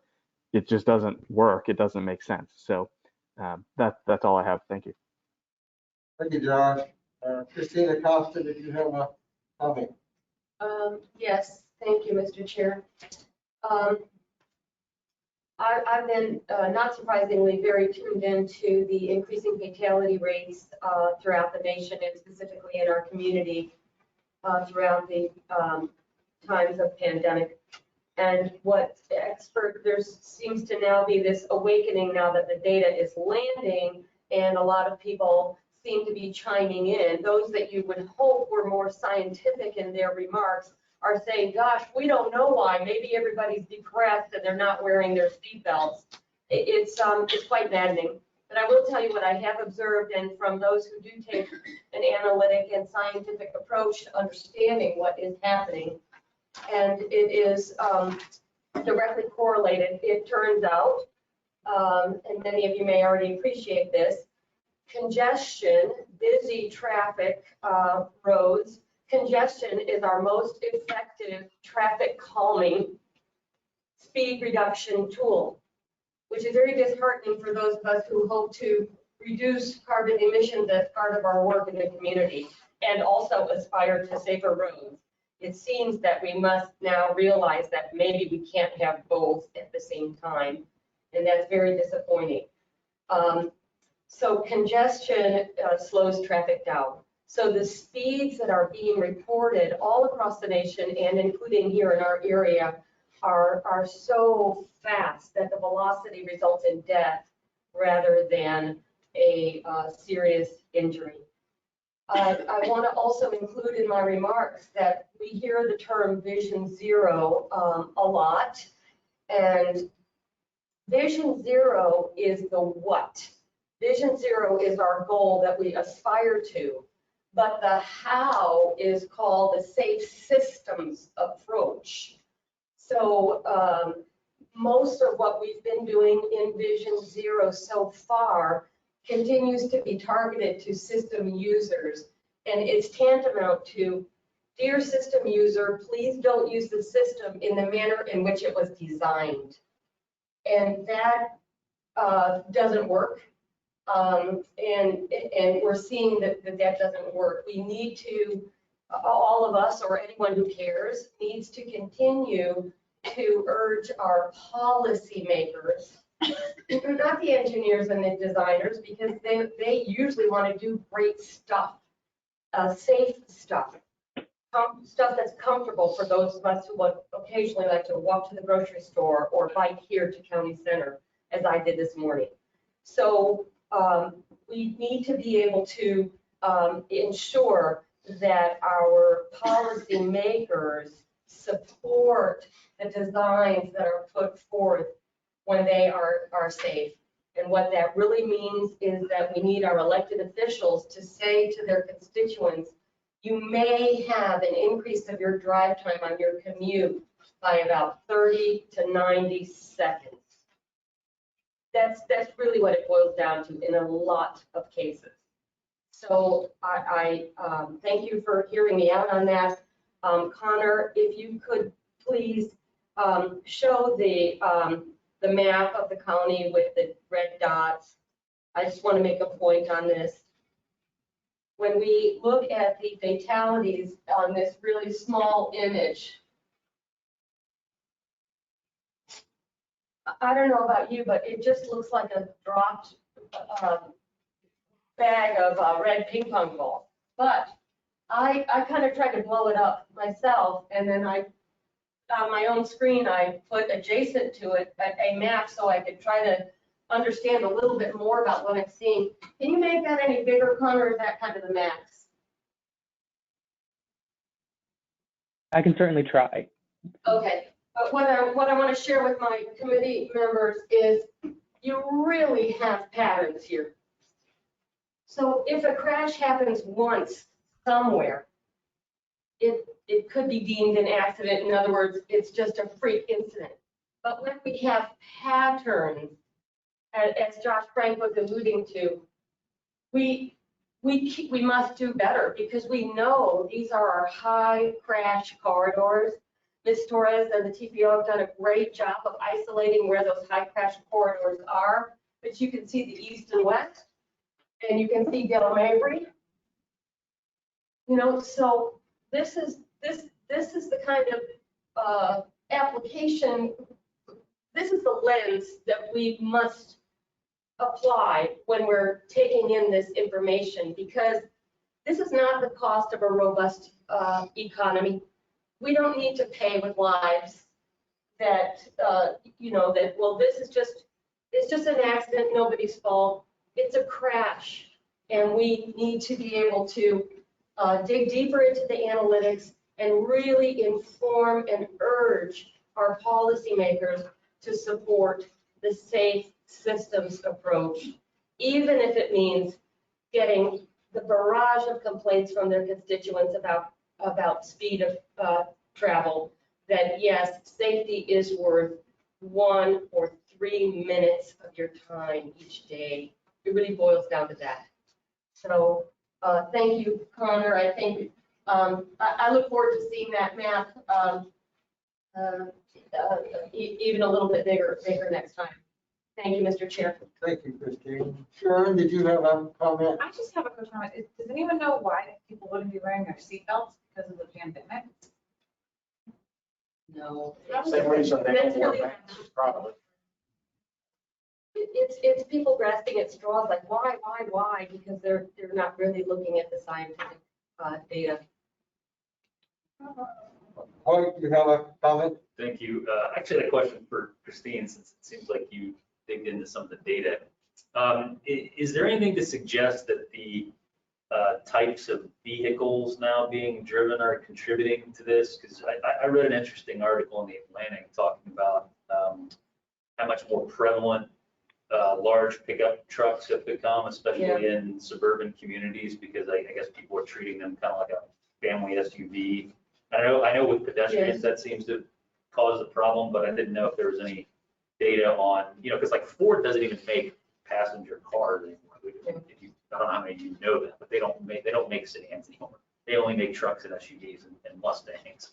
So This is Florida. Thank you for the question, Hoyt. And I know the other safety experts, Gina, Johnny may have some remarks on that, but you're absolutely right. The average size of personal vehicles, I'm not talking about commercial fleets, personal vehicles has increased significantly, both in weight and also in stature.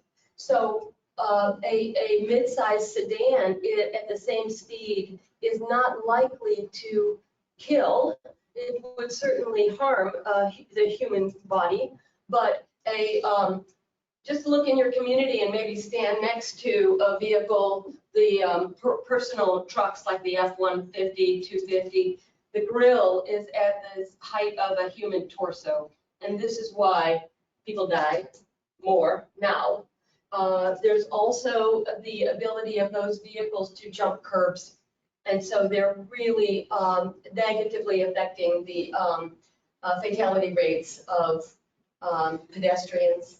It doesn't take much speed in a vehicle like that. And I would also say that the blind spot, many of these vehicles have cameras that show all sides, but they don't show the front. So a child is invisible for 15, 18 feet from the front of that vehicle. So that is a very big, having a big negative impact. Did I miss anything, Gina? No, that actually was a great explanation. You can read up on kinetic energy because that seems to be really what you're trying to say in it, like in an engineering nerdy term, is the size of the impact between a child or person or a smaller vehicle is definitely impacted by the size of the an SUV or a van. I mean, there's some really cool things being done too in the industry to even like changing the way that mail carriers look. They're different trucks.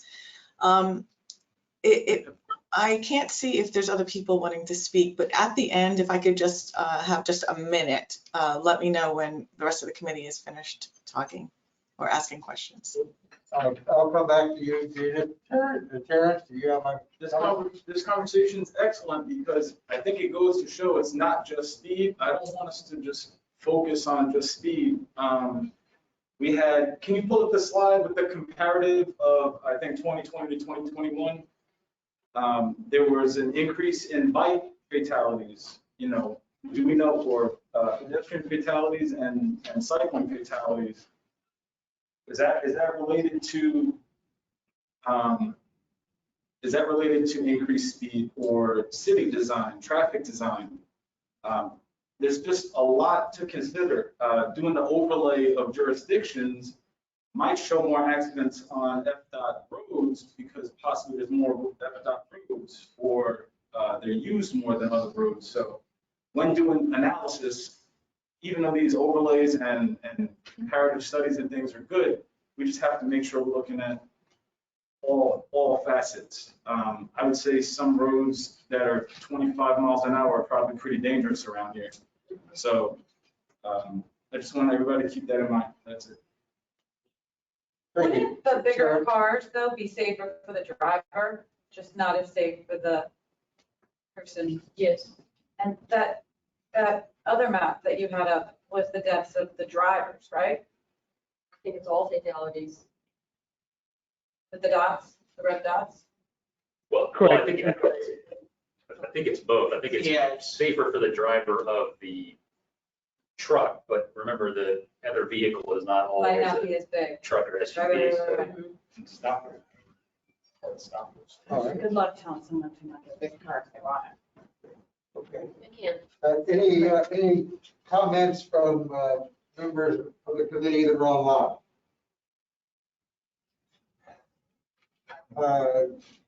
Mr. Chair. Yeah. Mr. Chair, we do have Maurizio Rosas as an attendee who has his hand raised.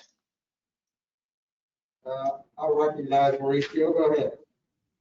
Mauricio, you are self-muted. Actually, that's just a mistake. I beg your pardon, but thank you for offering. Here we go. No further comments from the committee. Gina, I'll give you the final word before we accept the motion. I just need a minute, honestly. And I'm sure that you aren't suggesting that we all get SUVs. I don't think that was what I was hearing. Because I'll be making a presentation next Wednesday to the TPO board because they're going to look to us to give them some ideas and suggestions on what they can do. And I have, well, it wasn't me, but the Speed Management Action Plan was really effective in identifying some great strategies related to engineering and other things, education and legislation and some others. So I have about 4 specific asks that I'm going to make of the TPO board, and I think you all will from what I'm hearing in this discussion and our other committees, appreciate that we are going to ask that the owners of those roadways for the top 50 high injury network corridors focus on those this year. And by the way, Josh, out of the next 50, so like maybe that would be the top 70 something, 19 are the counties, 3 are the cities, and 23 are DOTs, just to give you an idea. But we not only just want to ask them to focus on that, but part of an evaluation of how well we do or not is to hold a summit at the end of November and ask them about the progress they've made on those top 50 corridors. So that's going to be another suggestion. And to use some of these good practices that have been identified and used around the country in case there are traffic engineers who want to design but feel like they, are to do something creative and maybe they feel like they're being held back. Let's not do that. The other thing would be funding. I'm kind of just sharing my entire presentation, but you'll have to watch it live anyway next week. But that there is some funding in the new legislative bill directed to Vision Zero. So why don't we work together and submit some grant applications to implement some of these suggestions that might come out of this look again at our high injury network. Some other things I'm going to ask for help in reach, like let's have all of our agencies once a month do some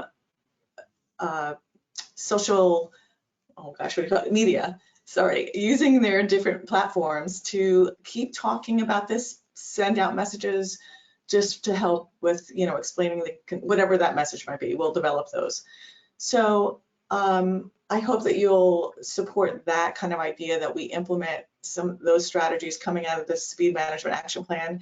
And yes, it is a combination of all sorts of things that we're seeing this problem. But if you're going to focus on something between living and dying, it's going to be speed. And I know that the traffic engineers sometimes have a little pushback. I've heard it, today. But you can, as a driver, adjust to some human mistake that you may be making or that someone in the road may be doing and not kill another person. So it really does come down to that issue of speed. And I don't mean it on the highways. And we're really talking arterials here, although the highways are horrible. But anyway, I hope you do listen in next week. And I think I can see someone's hand raised. So I'll stop talking and I can answer any questions. And wait, Christine, thank you for pointing out that national research that was done, because that is something I am highlighting. And I have some great data that shows our crashes are happening throughout the day, higher serious crashes throughout the day than any other year. And it's our roadways are designed for peak hour. And we're riding on them without other traffic. So it's very easy to speed. Okay, I'm done. Thank you, Gina. Rick Fernandez, you have a comment? Hey, Gina, how are you?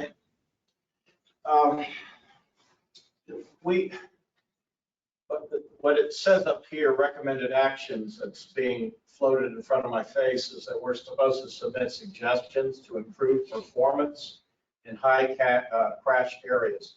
We've heard a lot of good commentary here. None of it, I think, was offered by me, but everybody had some great ideas. And you could certainly tease out of the record, I think, probably some things. But I'm wondering if we have really documented our suggestions in a quick bullet form way that Gina could walk away with and our chair could walk away with to report back to the TPO next week. If you think we've done that, great, but I'm kind of missing that piece of it, submitting suggestions. We asked a lot of questions. We had good discussion, but I'm not sure we have the bullet points. If anybody wants to address that.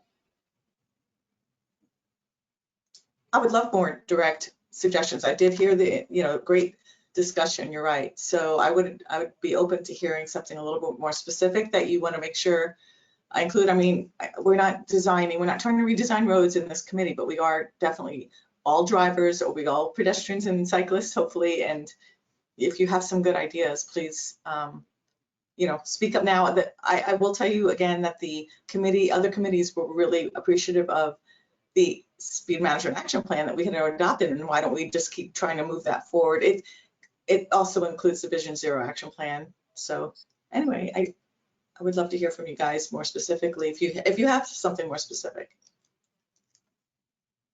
Christine, I think you have an additional comment. Yes, thank you, Mr. Chair. And you're very welcome, Gina. I appreciate that you and I talk often about this subject matter. I just want to touch on speed because Mr. Trott mentioned that perhaps speed is not the only thing, but it is the #1 thing.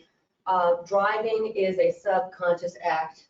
That's why we can get to work on a Sunday when we didn't mean to go to work at all, but we meant to go someplace else because this is our experience. So lower speed enables us to have a peripheral vision, less stopping distance in case someone makes a mistake, ourselves as drivers or someone else in the roadway. So speed is the #1 thing. So Gina, in my suggestions, if I haven't said it clearly, continue to focus on the speed management study and the results of that. Knowing what's wrong is a far cry from actually applying fixes and solutions. So we know what's wrong. Keep moving forward on applying those solutions. And then I would like it to surface as a suggestion that policymakers be further, they don't like to be educated, but further informed on what roadway improvements will mean for driver commute times, and that they need to be able to speak succinctly to their constituents in support of safety over a few minutes of time. And I think that's it. Other than Mr. Chair, I like the opportunity. I think a lot of great ideas are going to come up that we'd like to funnel to Ms. Torres or Dr. Wong, and maybe not in the confines of this morning. So if there's still time, if something occurs to any of us later, do we still have time to file suggestions? Certainly, I think Ms. Torres would welcome suggestions. Ed, do you have a? Yeah, just a really quick thing. I want to return to something Christine suggested as part of the members' interest about letting people know how to report issues. Because, you know, there's a couple million people out there that drive every day, and many of them, you know, see issues. And I think if we could maybe get the Times to do a big feature thing on safety and help people to know that it's not that hard to dial into the Hillsborough County, leave a comment. I've had good experiences with things responded to, but the world out there needs to know that, because then we have, you know, a million eyes and ears out there identifying issues. Can I jump in there? We used to have a crowdsourcing app where people could come onto the Vision Zero page and note things that they saw and were concerned about. And maybe that's something we should look at reenacting. And we would pass that information on to the proper, just an idea. Okay, I think that's consistent with what's being suggested here. Hoyt? Thank you, Mr. Chair. Gina, do you have any data or access to data regarding the effectiveness of speed cameras on arterial roads? And the reason I bring this up is I know that there is a bill, I think, circulating in the House that would authorize speed cameras for school zones. Yep. And I know historically that hadn't been something here, but like places in Arizona and other, I mean, it's very common in Europe and South America. Do we have any data on that? Yeah, I am so glad. Remember I was just rattling off what I'm going to present to the MPO or TPO. One of them was to support House Bill 189, which is for the speed cameras around schools. I wasn't able to put my hands on it yesterday, but I had done a little research. They are extremely effective. They're in a lot more cities than you'd imagine. We always looked at New York, but they're in Virginia, there's some cities there, they're in a lot of places. The effects have been really positive. And the thing about this, and I just want to mention, since you brought it up, it eliminates profiling for one thing, but it also just even more for the equity point. Don't just put them in communities of concern, although that is where a lot of the these big arterials are. So you can graduate those fines, or maybe that first fine is like $50, and then, by the repeat offender, by the fourth, ticket is paying $500 or something. It's, they can be set up in that way. But I do have some data about the before and afters on those, and there is no doubt that they have worked. No doubt. And what happened in New York, and maybe not a couple other cities, they started it this way. They had them just around schools, just for that time of day. And now they've expanded them to their high injury corridors. So I can do another little research project, but I do have some numbers somewhere. I just couldn't find it yesterday when I was looking. Okay, thanks. My other question, and I promise this will be my last comment on this topic. Is there any data in terms of types of traffic signal installation, traffic signal visibility, and crashes at high-speed corridors? And the reason that comes up, and I felt like I've seen this somewhere, but FDOT, for example, continues to use the span wire installations that have poor visibility, and many states are banned. They're not used at all. Like if you go to California, you'll never see a signal on span wires. Other states also make more use of like supplemental signals on the front, the front side of the intersection, on the wide side of the intersection. So I don't know if you had any data about particular types of signal installation, and whether that affects crashes.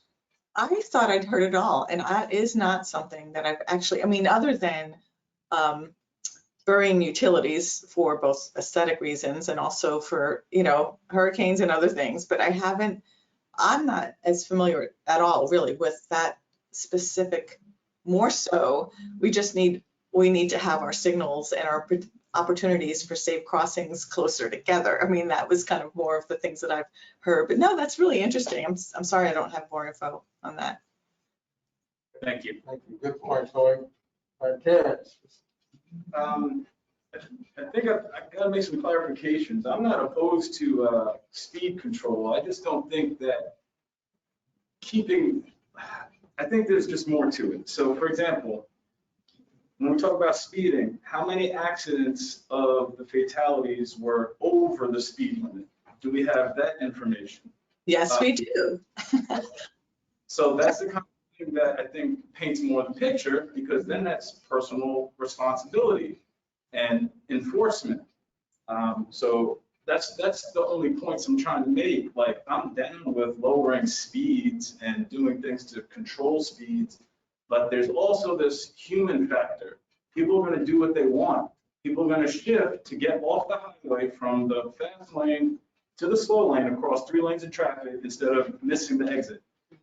I don't know what much a highway can do about that. I understand signage and some other things, but that person decided to not make the U-turn at the next exit and cause an accident. So that's all a part of this, and I just want that to, for the committee and people listening to know where I stand.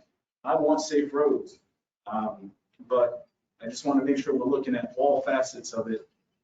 Thank you. Definitely. Thank you. All right. Good discussion. I think we've captured several recommendations. Thank you, Christine, specifically for a couple of those. This is an action. Yes. Excuse me, Chair. Josh Franks is holding his hand up. Josh, be recognized. Yes, thank you, Mr. Chair. I have a couple recommendations. I know I made one that was maybe not as specific to the question, but I've written down a few since then.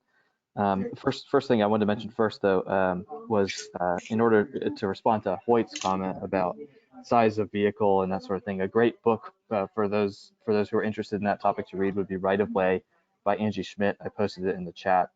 That's a fantastic book where it's very scientific, talks about the impact of the trends in motor vehicle design and street design on pedestrian fatality rates and cyclist rates and all that.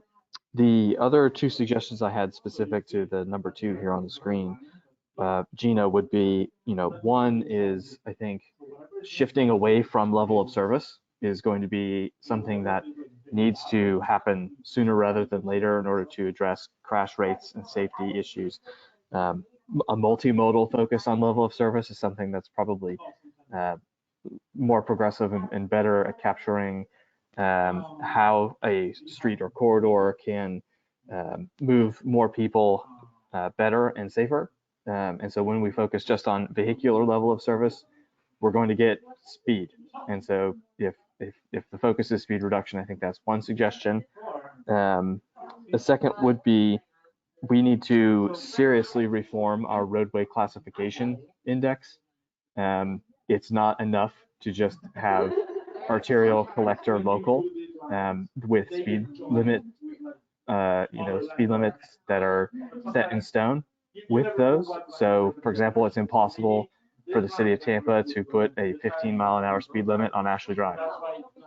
That shouldn't be possible. That's on Curtis Hickson Park. It's in downtown. The city or county should be able to enforce whatever speed limit they would like. And so I recognize some of this may be state legislation and ordinances and laws that need to be written or lobbied for. But I think that the crash data that we're seeing is where that level of interaction is required or necessary. And then the last, I think, is we need to seriously think, in addition to speed enforcement, the way that Hoyt recommended with speed cameras, I think that also includes even looking at things like congestion pricing to, incentivize folks to not drive as much. We need to reduce trips as a major factor in reducing crashes as well. So it's really almost a losing battle to try and reduce crashes at the same time trips are increasing at the rate that they are. So I think they go hand in hand. So I would just say that, from a reform perspective, those are 3 or 4 really big suggestions that I think it's time for our agencies, including DOT, to both recognize and start advocating for at the state level, county level, and local level. So thank you. Thank you. I took those notes down, and I agree with you, and we'll make sure that we keep those in mind. I really wanted my recommendations to be something that can be done this year, and I'm not saying that can't, but I will make sure that is on their mind. So I love those suggestions. Well, even if it's going to Tallahassee and starting that conversation, I think those things can happen this year because it's times are desperate. Thank you. All right. Thank you, Josh. So we have an action item on our agenda at this point. Good discussion. I think we've offered some suggestions that I think have been recorded, certainly by me. I'm sure they're recorded in the minutes, and I think Gina Torres has recorded some as well. But I would entertain a motion to recommend to the TPO the safety performance targets as presented in this presentation. Mr. Fernandez. Moved. Mr. Fernandez made a motion. Second. Terrence Trot, a second. Is there any further discussion on the motion? Seeing none, because this is an action item, I'd like to do a roll call vote.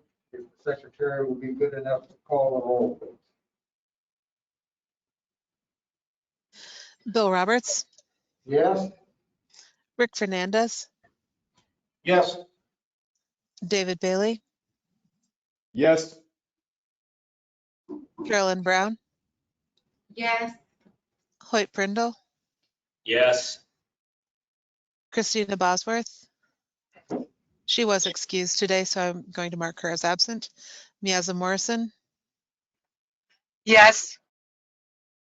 Aya Yasin,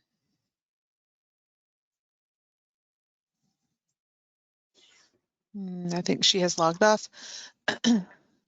Stephen Hollenkamp, Yes. Nicole Rice, Alexis Bobak. She also had to log off. Christine Costa, No. Artie Fryer, Nancy Castellano, Nicholas Glover. Nicholas, are you still online?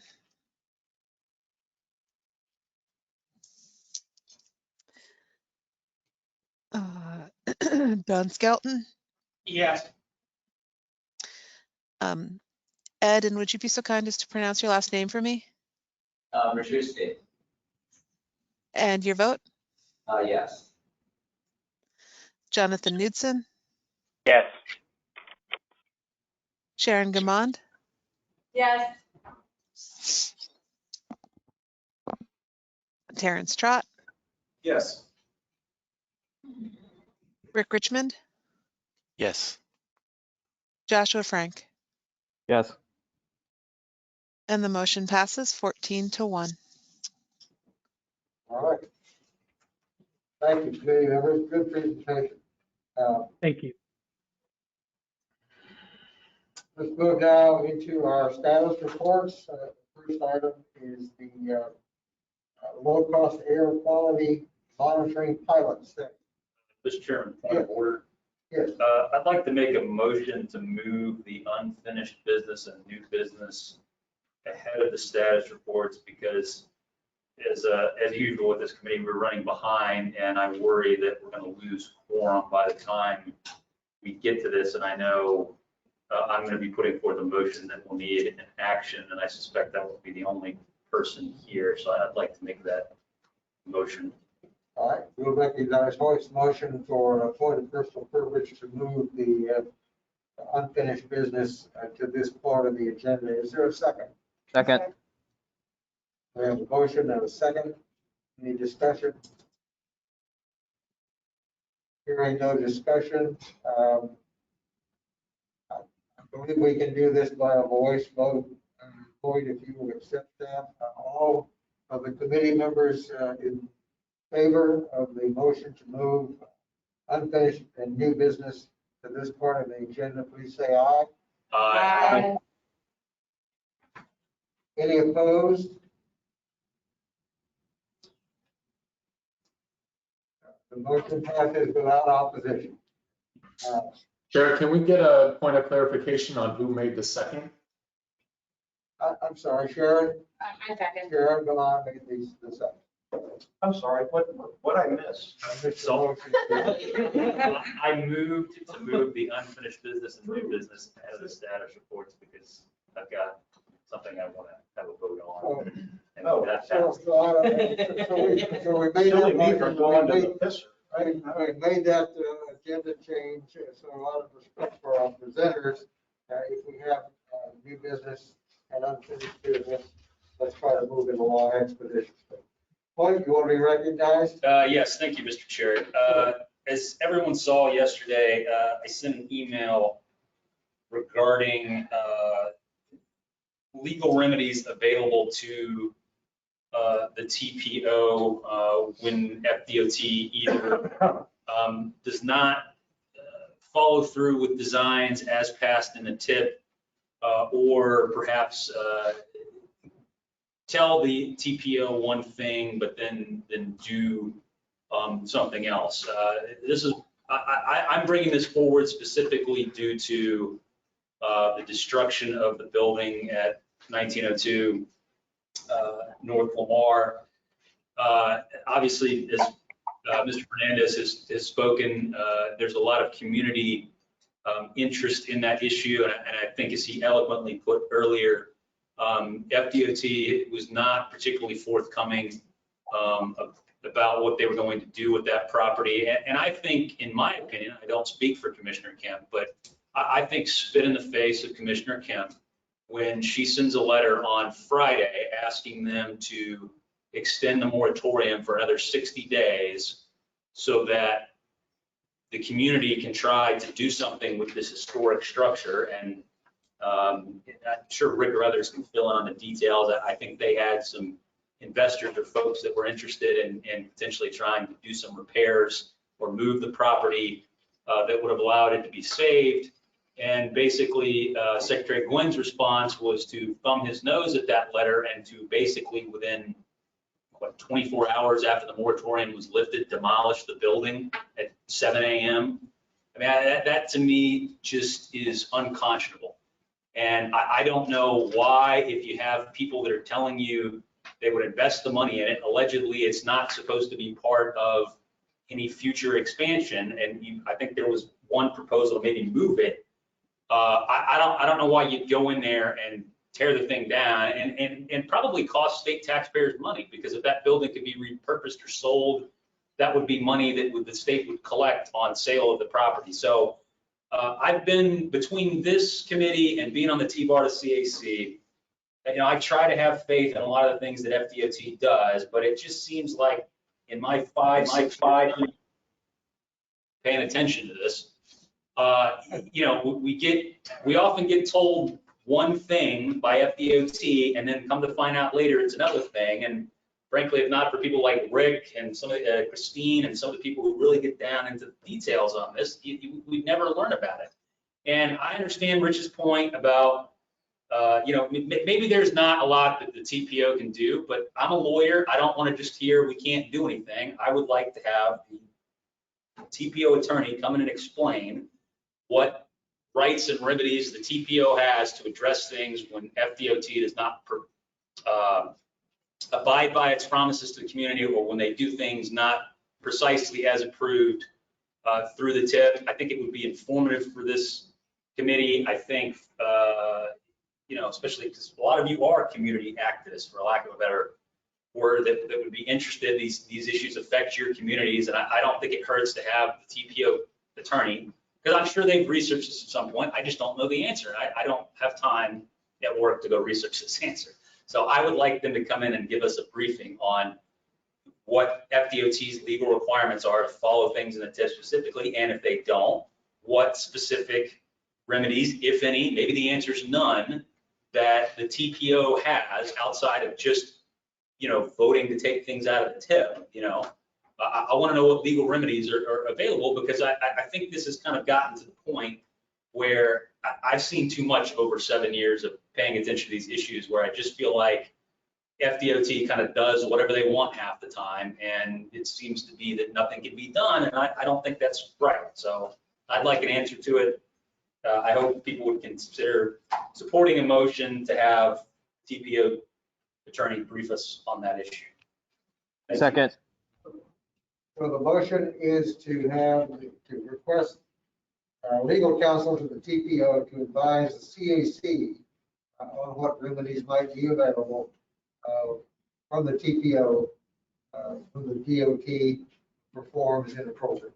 Correct. Basically, a briefing on what the legal requirements are for FDOT to specifically construct projects as approved in the TIP, and then also the remedy issue when they don't, and more broadly, just the TPO's remedies when FDOT, maybe it's not in the TIP, but FDOT says they're going to do A and they do B, that kind of thing. And I tried to capture that more broadly. Did I? Thank you. I heard a second, but I don't know who made the second online.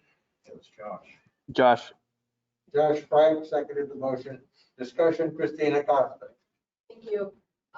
In addition to what Mr. Pringle is suggesting, I wonder if there are any legal requirements. I would be interested in the motion that included building in accordance to what is within the TIP, but also the requirement of FDOT and other roadway builders to clearly and accurately communicate what their plan is.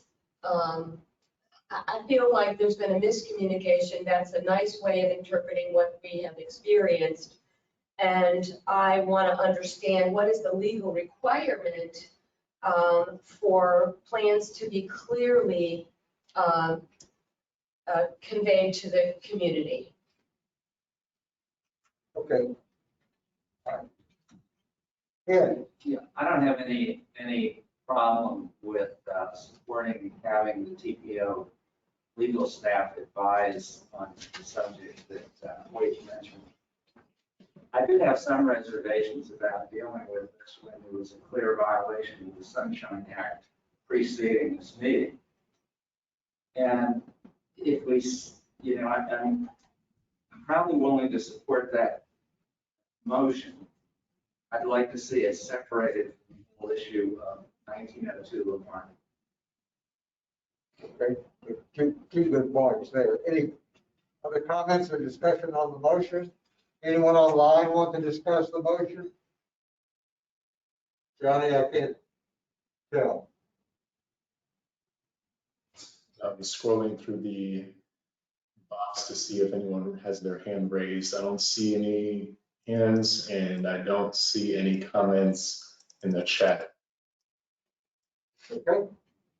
There's no further discussion. I'd like to ask a roll call vote on the motion made by Mr. Pringle and seconded by Josh Frank. Secretary, please call the roll. Excuse me, can you please repeat the motion? I stepped out for a moment. Lloyd, if I may summarize, I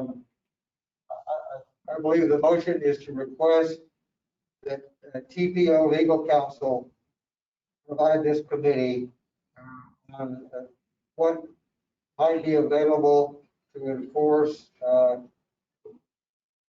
TIP provisions as presented to the TPO against DOT, and what, not just what provisions might be available, but what recourse the TPO might have. Is that fair? Fair enough, yeah. Okay. That's the best I can do.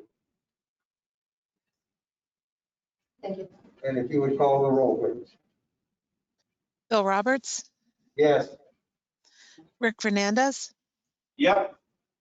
David Bailey, Yes. Carolyn Brown, Yes. White Prindle, Yes. Miaza Morrison, Yes. Steve Hollenkamp, Yes. Christina Costa, Yes. Don Skelton, Yes. Ed Mrzyjewski, Yes. Jonathan Knudsen, Yes. Sharon Gamond,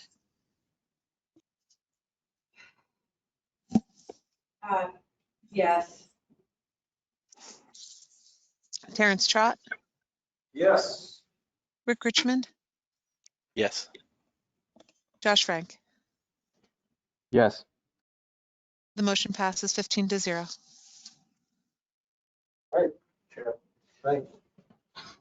Mr. Fernandez, you have.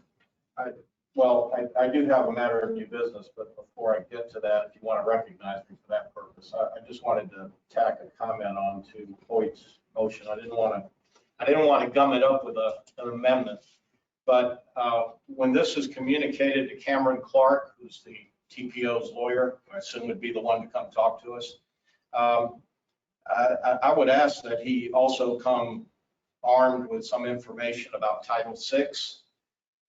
That is clearly a legal remedy, administrative and legal in federal court, that would be, I think, encompassed with all of this, but would not necessarily be something that he would simply intuit. So I mean, I can ask him this when I'm walking down the street. He's practically a next door neighbor, but if it's going to be communicated through this body, I would ask that the staff let him know that he should read up on Title VI as well. Because I'll be asking him questions about it. I'm sure he'd like to know the answers.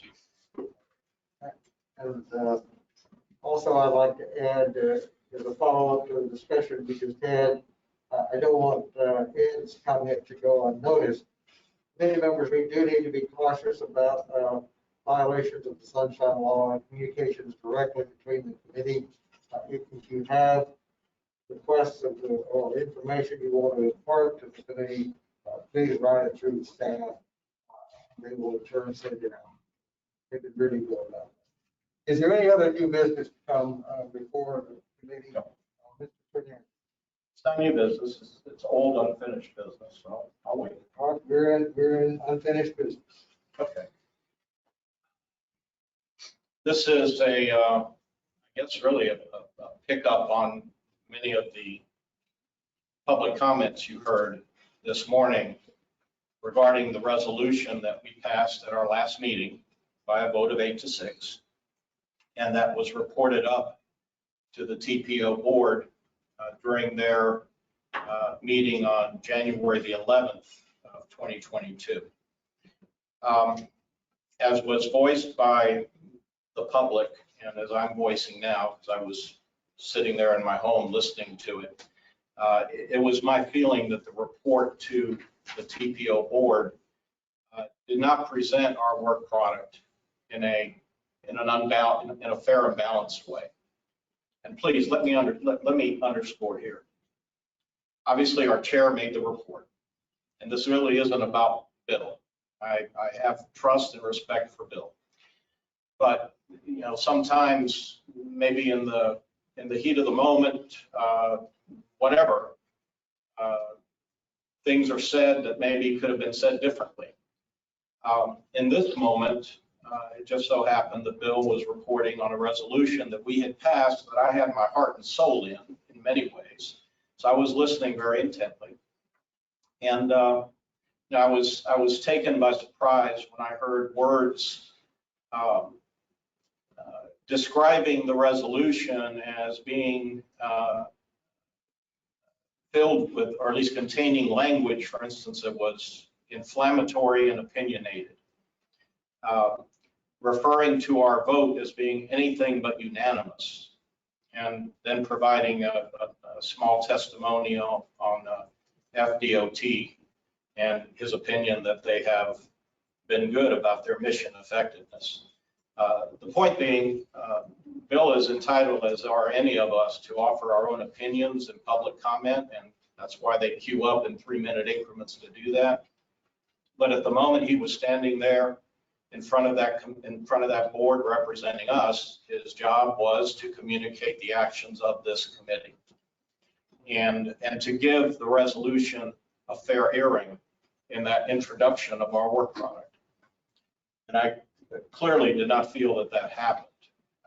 And in the general category of what if, I would note that the resolution, if taken up and discussed at the time of that board meeting in January on the 11th, there would have been time, had the board seen fit, to take some moratorium level action on the destruction, or at least make a recommendation to the DOT that they step back from the brink on the Lamar property, and that there might in fact be some room for discussion about a moratorium on the work that would be done, leading ultimately to the movement of walls along the impact corridor. None of that got an airing. And between that date and now, the building has now been torn down. And despite what Beth Alden said earlier, and she may be technically correct, that the work on a portion of the project has not commenced, a portion on part of the project has, and it happens to be a portion that affects many of us in Tampa Heights very directly. Pile driving started on Monday, and my house is rattling probably even as we speak. If anybody wants to hear it, I've got it on tape. I'll be glad to play it for you. It's not pretty, and it's going to get worse. So some intervention from the board last month may have helped us. Intervention from the board this month could still help us. This is going to be a continuing problem. So what I'm asking as a matter of unfinished business is that this resolution be re-presented to the board anew at their February 9 meeting, and this time to do it as an actual representation of this committee's work product, and with the recommendation that the board consider it and take appropriate action. After that, they're all big folks. They got their big pants on. They can decide what they want to do, but at least it will be teed up. So I don't know if I need to make a motion on this. I will, but hopefully it's not necessary. Perhaps the chair would simply agree to do that. Otherwise, I would make a motion that the resolution be represented anew at the February 9, 2022 meeting of the TPO board. And if anybody has questions, I had asked Johnny to have the presentation from that meeting last month queued up. It's about a 2-minute long presentation. You can hear it for yourself. I think you've heard the representations from the public and mine. They're accurate, but if you want to hear it for yourself, Johnny could do that for us in about 2 minutes. I don't want to waste the time if nobody else wants to hear it. But that's it. That's my motion. I have a motion to represent the resolution that was passed by the committee in our last month's meeting. Is there a second? Second. A second from Board President. Is there discussion?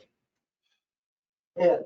I would not take exception at all with you reiterating that the vote was 8-6. And the fact is, there was several people, I wasn't a member last month, so I was listening. But the fact is, there were several members who had checked out because the meeting had gone on for so long, who may very well have voted no. But I think your representation of an 8-6 vote is entirely appropriate. If I may. Any other comments?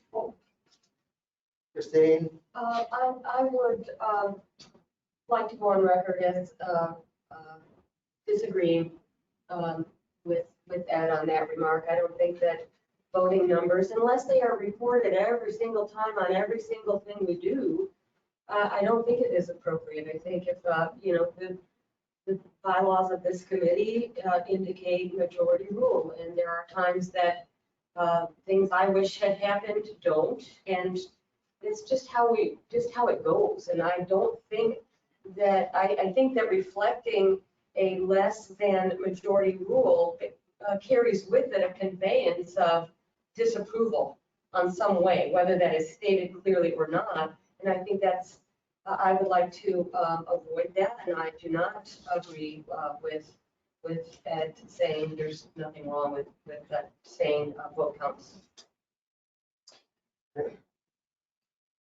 May I? Well, I'll only say that certainly there have been times when I have made public comment to the TPO board on motions that have gone my way, when I have emphasized the fact that the vote might have been 10-5 or something like that. So I understand where that comes from. And when I was presenting it as an advocate. And while I appreciate Christine's comment, and this may seem odd coming from me in this moment, I didn't necessarily react to the vote count being shared, although I don't think it is shared all the time.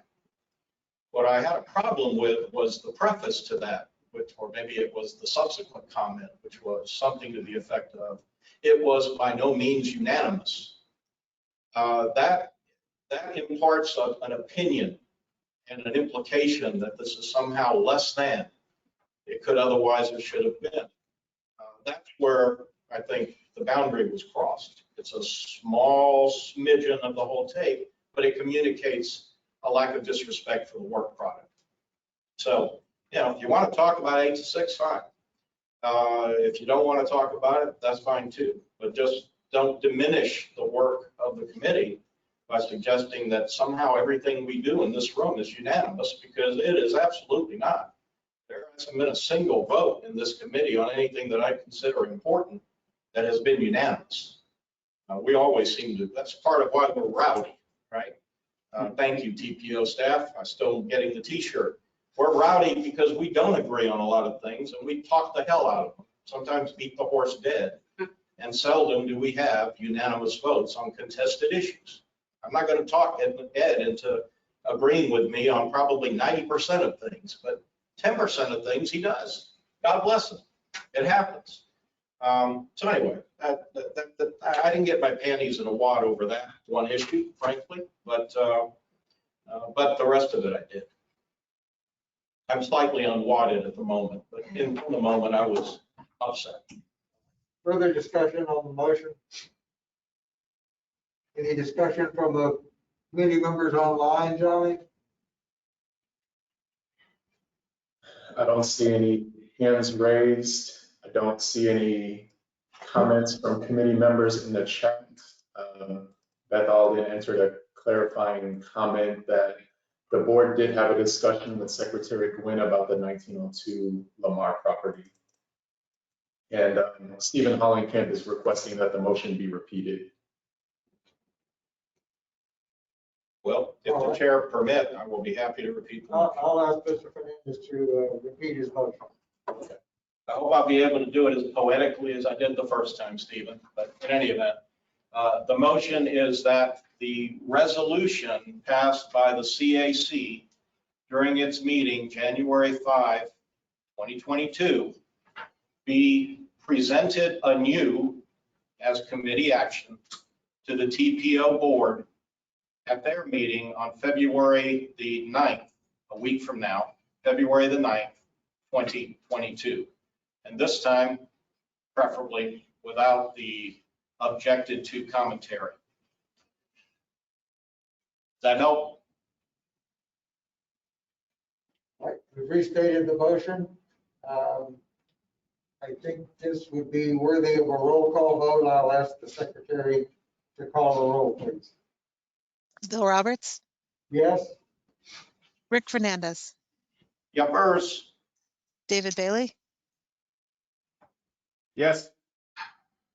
Carolyn Brown, Yes. Hoyt Prindle, Yes. Miaza Morrison,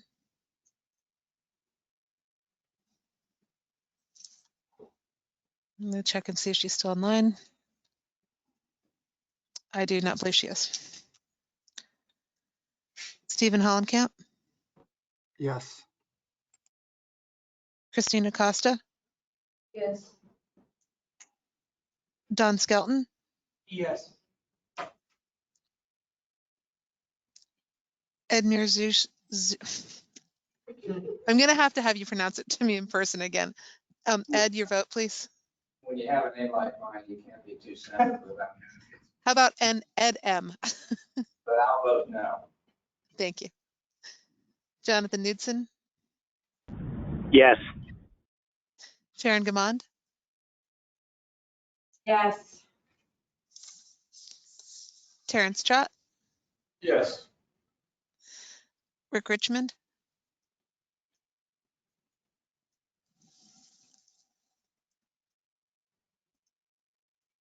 Rick, I can't hear you if you're speaking. I apologize, double muted. Yes. Thank you. And Joshua Frank. Yes. The motion passes 13-1. Thank you. Thank you all for your consideration. And Ed, thank you for keeping your percentages intact, brother. 90 to 10. All right. Any other unfinished or new business to come before the committee? If not, I'd like to move back in our limited time to our presentations and status reports.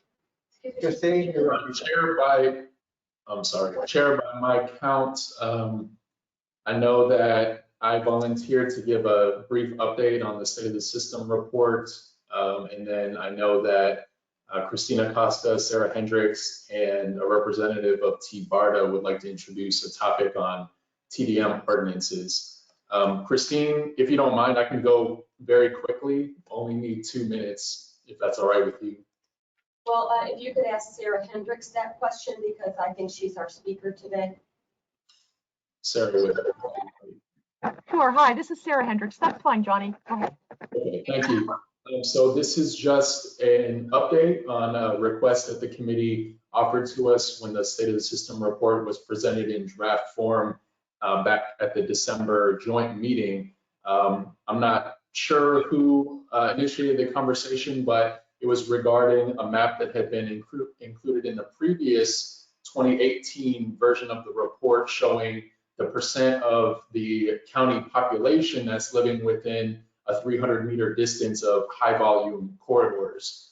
For our definitional purposes, a high-volume corridor is one that has an AABT of greater than 30,000 cars per day.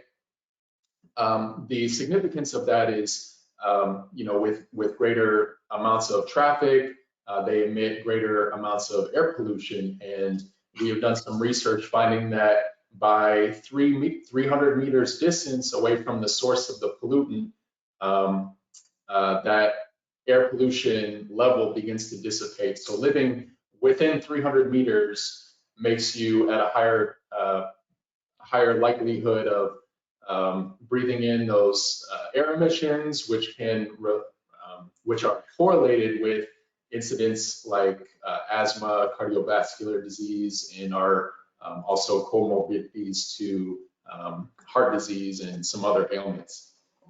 So At the request of the committee, we did go back and recalculate the data for 2021.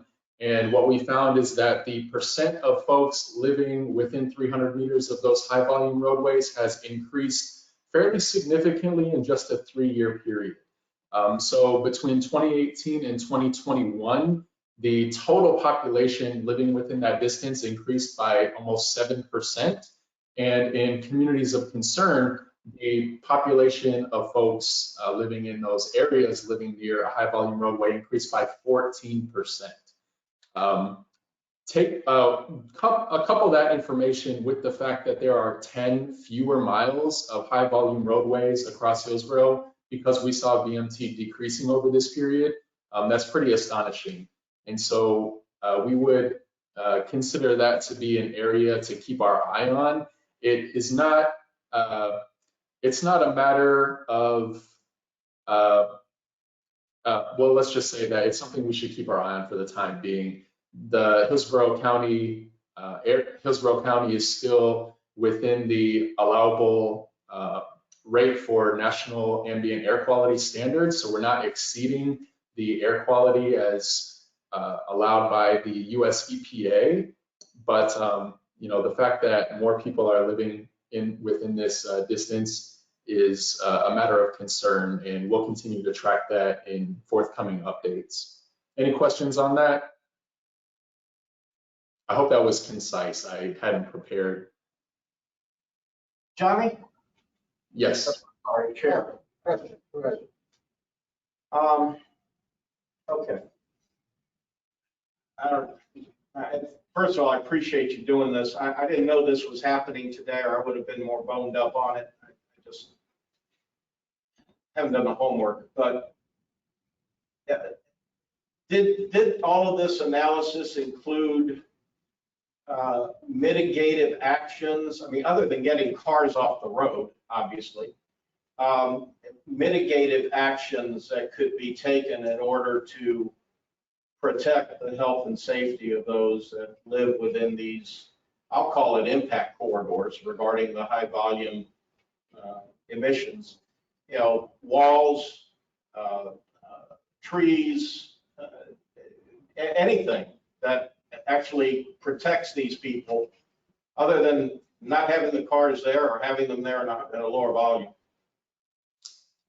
Rick, to answer your question, no, that information wouldn't really be contained in this report. It's actually not like a guidance document. This is just to provide some information on trends that we're seeing.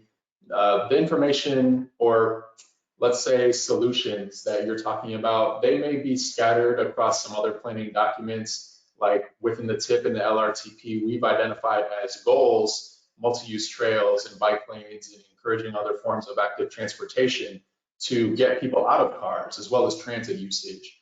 So the implication is that, yes, we have goals and objectives that would improve the conditions for folks living along these roadways, but it's not really contained in the State of the System report. That's also commented in the chat that the TPO prepared a white paper on noise walls and the landscape and the benefits of landscaping regarding air quality.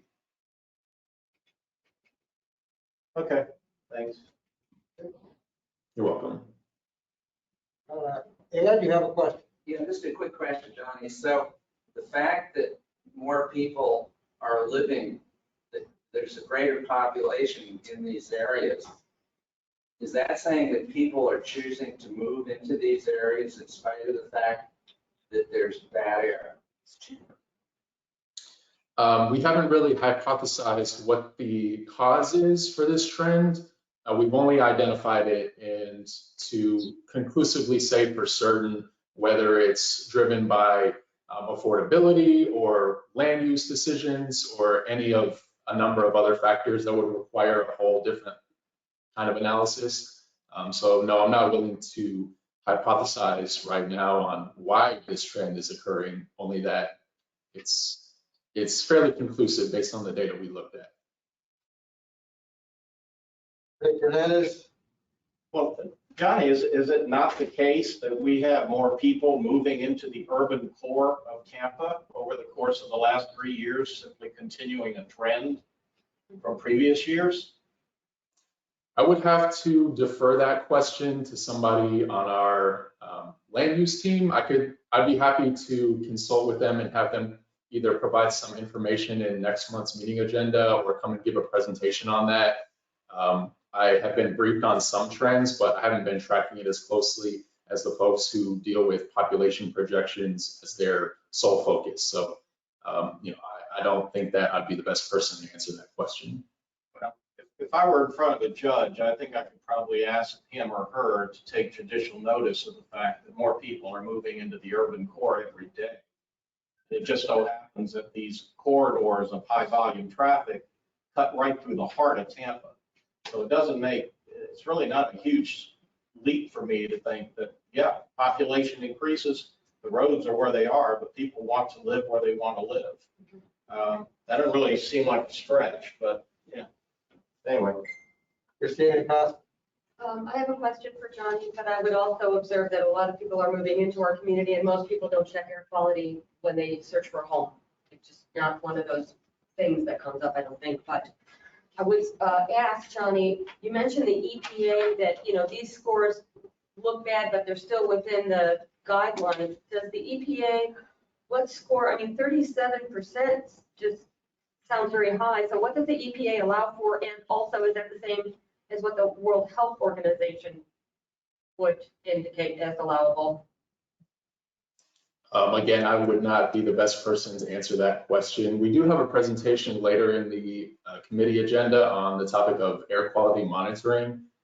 Lizzie from TPO staff is going to be presenting that. So maybe that's a question for her. Thank you. And to clarify my response to Rick, I certainly agree with you. It stands to reason that if corridors with a VMT over 30,000 or ABT over 30,000 is decreasing, but the percent of the population is increasing, yes, but I'm not willing to go so far as to say conclusively because we only looked at pop within 300 meters. And so I agree with you that population moving to the urban core is probably on the rise, but I can't say for sure whether those folks are moving that close to these roadways or maybe filling the interstitial spaces. I'm not really sure about that. All right, thank you, Johnny. Without objection, I'd like to move back to our status reports and try to squeeze some of that in our remaining time. Christine, It's just that Ms. Hendricks has been already postponed twice on our meeting agenda, so I would really appreciate if we could allow her just a minute or two to address the TDM. Be happy to talk about TDM. Yes, go ahead. Am I on? Can you hear me? Yeah, go ahead. Okay, very good. And you're advancing my slides, Johnny? Yes, I can. Okay, great. Thanks so much. I appreciate it.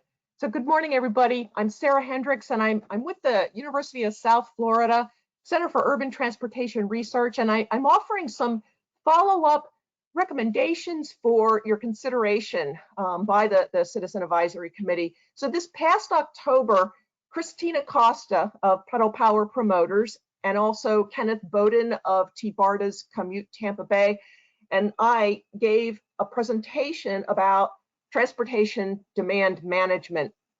And we introduced the concept and described its potential to address transportation needs. And we think it's important to follow up because we know that our society needs to do things differently to address a host of issues: mobility, safety, equity, climate change. But in our car-oriented culture, what can we do to support change towards a multimodal system? And so we'd like to offer two recommendations to provide a starting point. So first of all, a very quick review. So TDM is a big flexible toolbox to help people use their transportation system more efficiently. And this is through outreach and education, services and programs. incentives and disincentives. And I note that Josh Frank said earlier about incentivizing reducing trips. So for example, right-of-way, lane allocation, and providing disincentives to allow and harness and use traffic congestion in general purpose lanes while favoring the allocation of dedicated lanes for buses, van pools, carpools to provide the time advantage to them. So this is an example of how we can remove barriers to using alternative transportation. And if you advance the slide. Thanks. So TDM reduces traffic congestion by focusing on moving people rather than vehicles. And what you're doing is you're maximizing the use of the existing capacity in the system first before expanding the capacity. TDM, at the core of TDM, we engage more people, more stakeholders, more employers, landowners, developers, property managers, service providers, residents of the community. So I take note of service providers, including HART and other transit agencies in the region. Last time, Kenneth Bowden talked about BARTA's Commute Tampa Bay, offering van pooling subsidies in the Guaranteed Ride Home program. Christina Costa talked about pedal power promoters, advancing bicycling as a transportation mode through providing amenities and services. And we want to keep the conversation going, describing two next steps that the CAC could recommend that the TPO board promote. This could be a letter, a recommendation from the TPO to the municipalities in Hillsborough. So that is the municipalities being the cities of Tampa, Temple Terrace, Plant City, and Hillsborough County. Next slide, please. So in other cities, there are different kinds of ordinances requiring actions of land developers and employers. So we recommend that the CAC ask the Hillsborough TPO board to provide a letter to the municipalities to support commuter benefits. So this would be through a very simple ordinance requiring transportation information sharing by employers to their employees. Oftentimes, employees don't even know that they have travel options. Workers assume that their only choice is to drive, and that's not true. Next slide, please. So here's an example of providing transportation information. It could be posters in employee shared work areas, or perhaps kiosks in common areas, followed up with some more detailed information through other communication avenues like a company intranet or a company newsletter. Right, what you see there are two employer posters, examples from Mobility Labs in Arlington and from the City of Portland Bureau of Transportation. Employers could be required to simply share the information during their onboarding processes for new hires or annually if they have a benefits open enrollment period. Next slide, please. And so another example is to provide digital message boards and real-time transit and information about the micro transit alternatives. These kinds of services and facilities we might more frequently see in Class A office lobbies, but those are just a few examples. Next slide, please. So then beyond recommendation 1 to require employers to provide information to their employees about their transportation options, if we go a step further, that could be to require employers to set aside a portion of an employee's gross income, so that's pre-tax, for that employee to use to pay for their transportation to and from work. That's the commute trip to and from work. So why would we have employers do that? So most employers in our region already subsidize transportation to and from work for their employees. That subsidy is in the form of a free parking space. And we take this for granted, but the fact is that parking is an expense to the employer. And for employees who do not use a car to get to work, they are unable to use that free parking space and they get no other benefit. And that's not equitable. Next slide, please. So a simple solution to this, and it's already used by some other cities across the United States, is to take advantage of what the Internal Revenue Service already allows employers to do. And this is known as qualified transportation fringe benefits. So an ordinance would go a step further by requiring employers to offer it. So the IRS enables it, an ordinance would simply require it. So the simplest version of this is to set aside gross income pre-tax. So the Internal Revenue Code allows up to $280 per month per employee to be set aside pre-tax for use for commuter expenses. And that would include parking, but it would also include a transit pass or van pool expenses. So in this case, the employer does not provide anything extra. But what it does do is it gives the employee the choice of how to travel and puts extra money in their pocket because that income is not being taxed. And then the pre-tax set aside also can reduce the employer's payroll tax. So the employer can actually potentially save money on this strategy. Next slide, please. So why should we have a transit benefits ordinance? These are also typically called commuter benefits ordinances. So we would do this to align our public policies in support for public transit initiatives in Hillsborough.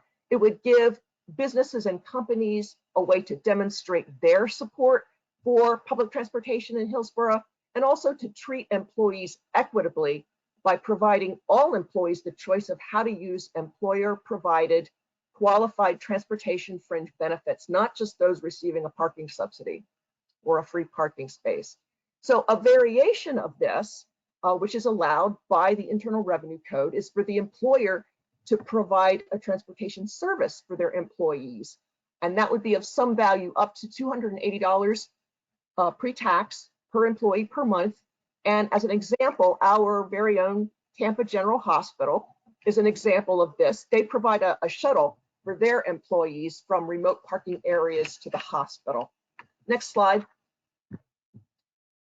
So in summary, we recommend that the CAC ask the Hillsborough TPO board to approve a letter to the municipalities in support of commuter benefits for employees. This would be a simple ordinance requiring employers to provide information to their employees about available transportation options for their commute to and from work. And then secondly, a step further would be to require the employer to simply offer to set aside gross income pre-tax for use by the employee for their commuting transportation expenses. And these two steps would help people consider their travel options. And that's it. Thank you, Sarah. Appreciate it. Good. Interesting presentation. Question, Rick Fernandez. Hey, Sarah, it's Rick Fernandez. Thank you. That was great. Appreciate that. I don't know, you or Christine, do we have a letter in the packet? Has something been prepared for us to actually consider, to endorse and move on? Or is this being left for us to author? There's not a prepared letter, but we would certainly be happy to prepare a letter. Okay. I think I have to ask the question. Mr. Fernandez is suggesting that might be helpful. I think Josh is also. Josh, you have a comment? Yeah, thank you, Mr. Chair. I think this is fantastic, Sarah. Great work, both to you and Christine, as well as Ken. You know, I think I'm more than willing to support the motion, if not make the motion. I don't know if I'm allowed to do that being a remote participant, but one thing I wanted to ask beforehand or mention as comment beforehand was, you know, I think in the letter there may be opportunity to phrase it in a way that's perhaps more productive, but that the municipalities themselves take the lead on this initiative, and in addition to just adopting the ordinance, adopt the policy as well. So I think the cities are a natural first, you know, pilot program to test some of this out, whether it's, you know, providing the pre-tax as you illustrated, or offering some of the others if they don't already. So maybe that's part question. If they do, that's great. If not, I think the phrasing of the letter or the tone of the letter could even suggest that the cities take this on as a position of leadership. So, but if there's Chair, if you'd like to come back to me to make that motion, I'll go ahead and do that if there's no other discussion. All right, thank you, Josh. I would also ask Josh if you would be willing to coordinate with Ms. Hendricks in preparation of a draft letter that present. Could you do that? Yes, I'm happy to do that. Thank you. Sarah, would that be acceptable to you to coordinate that with Josh, our committee member? Yes. All right. All right. Johnny, can we accept a motion from a virtual attendee? I believe we can. I'm not clear on that. I see that Beth and Rich are logged on. Will either of you be able to answer that? Bill is asking if a virtual participant can make a motion.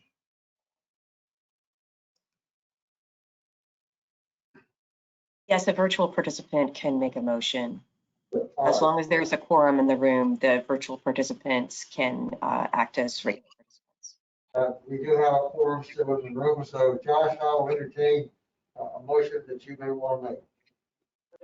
Thank you, Mr. Chair. So I'd like to make a motion that we draft a letter in coordination with Ms. Hendricks to support the transportation demand management suggestions or recommendations as outlined in the presentation. We have a second on the motion. Yes. I have a second from Mr. Fernandez. Any further discussion? Seeing none in the room, is there any discussion in the committee online? I see none. Johnny, do you see none?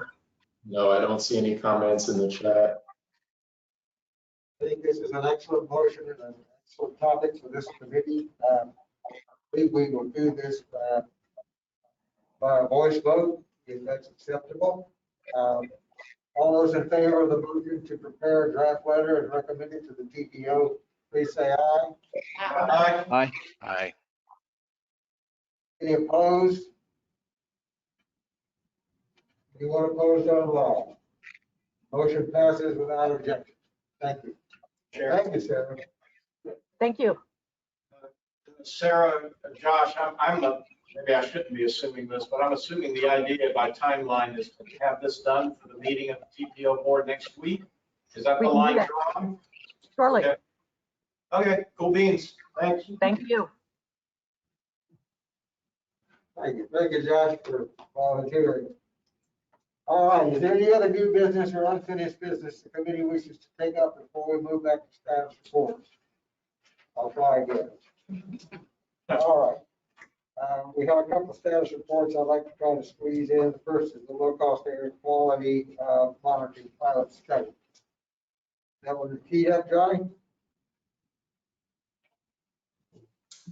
Lizzie is the presenter for that, and I am making her the presenter right now. While we're doing that, let me ask Brian Passero if he's still available to, we extend the meeting past noon, if he's still available to make the T-BARTA CSX study presentation, if we can squeeze it in. I'm still here. All right, thank you, Brian. We appreciate that. All right. Air quality. All right, can you guys hear me?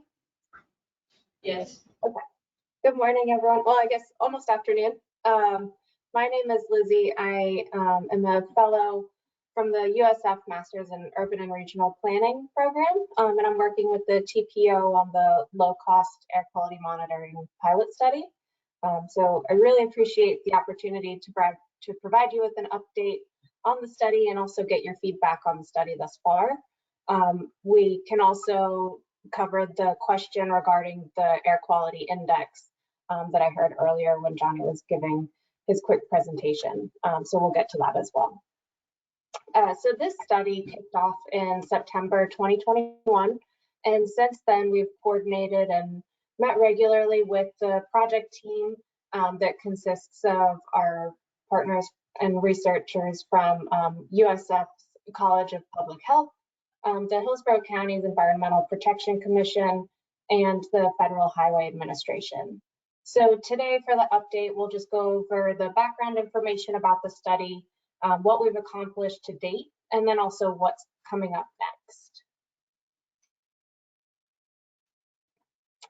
All right, and we'll start with the project overview just to understand what we want to achieve and how we'll do so. So the purpose is, as stated on the slide, to study the air quality in communities that are most impacted by transportation-related air pollution, or TRAP, and provide the community access to that air quality data. The overarching goals of the project, really what we're looking to achieve, are to increase access to the local air quality data, so people really understand the quality of the air where they're living and breathing in their daily lives. We also want to inform future transportation planning with more data on local air quality, which kind of goes hand in hand with this following goal, to equitably improve air quality so communities are not disproportionately affected by TRAP. And this pilot study is really kind of the first step to accomplishing these goals. The objectives of it will be to establish the pilot monitoring sites within communities, so you get that localized data, and then also to collect and share the data with the communities using low-cost air quality monitors. We will also be developing methods to establish a larger community monitoring network. So as you can see with these objectives, they're really reflective of the pilot phase. We're in the initial testing portion of the study. So we're kind of working out the kinks, and we want to see what will work best and what doesn't. This way, when we move forward with that larger community network, then we'll have a solid foundational understanding of the equipment and what's really important to the community, and then also how to implement it in tandem with the community.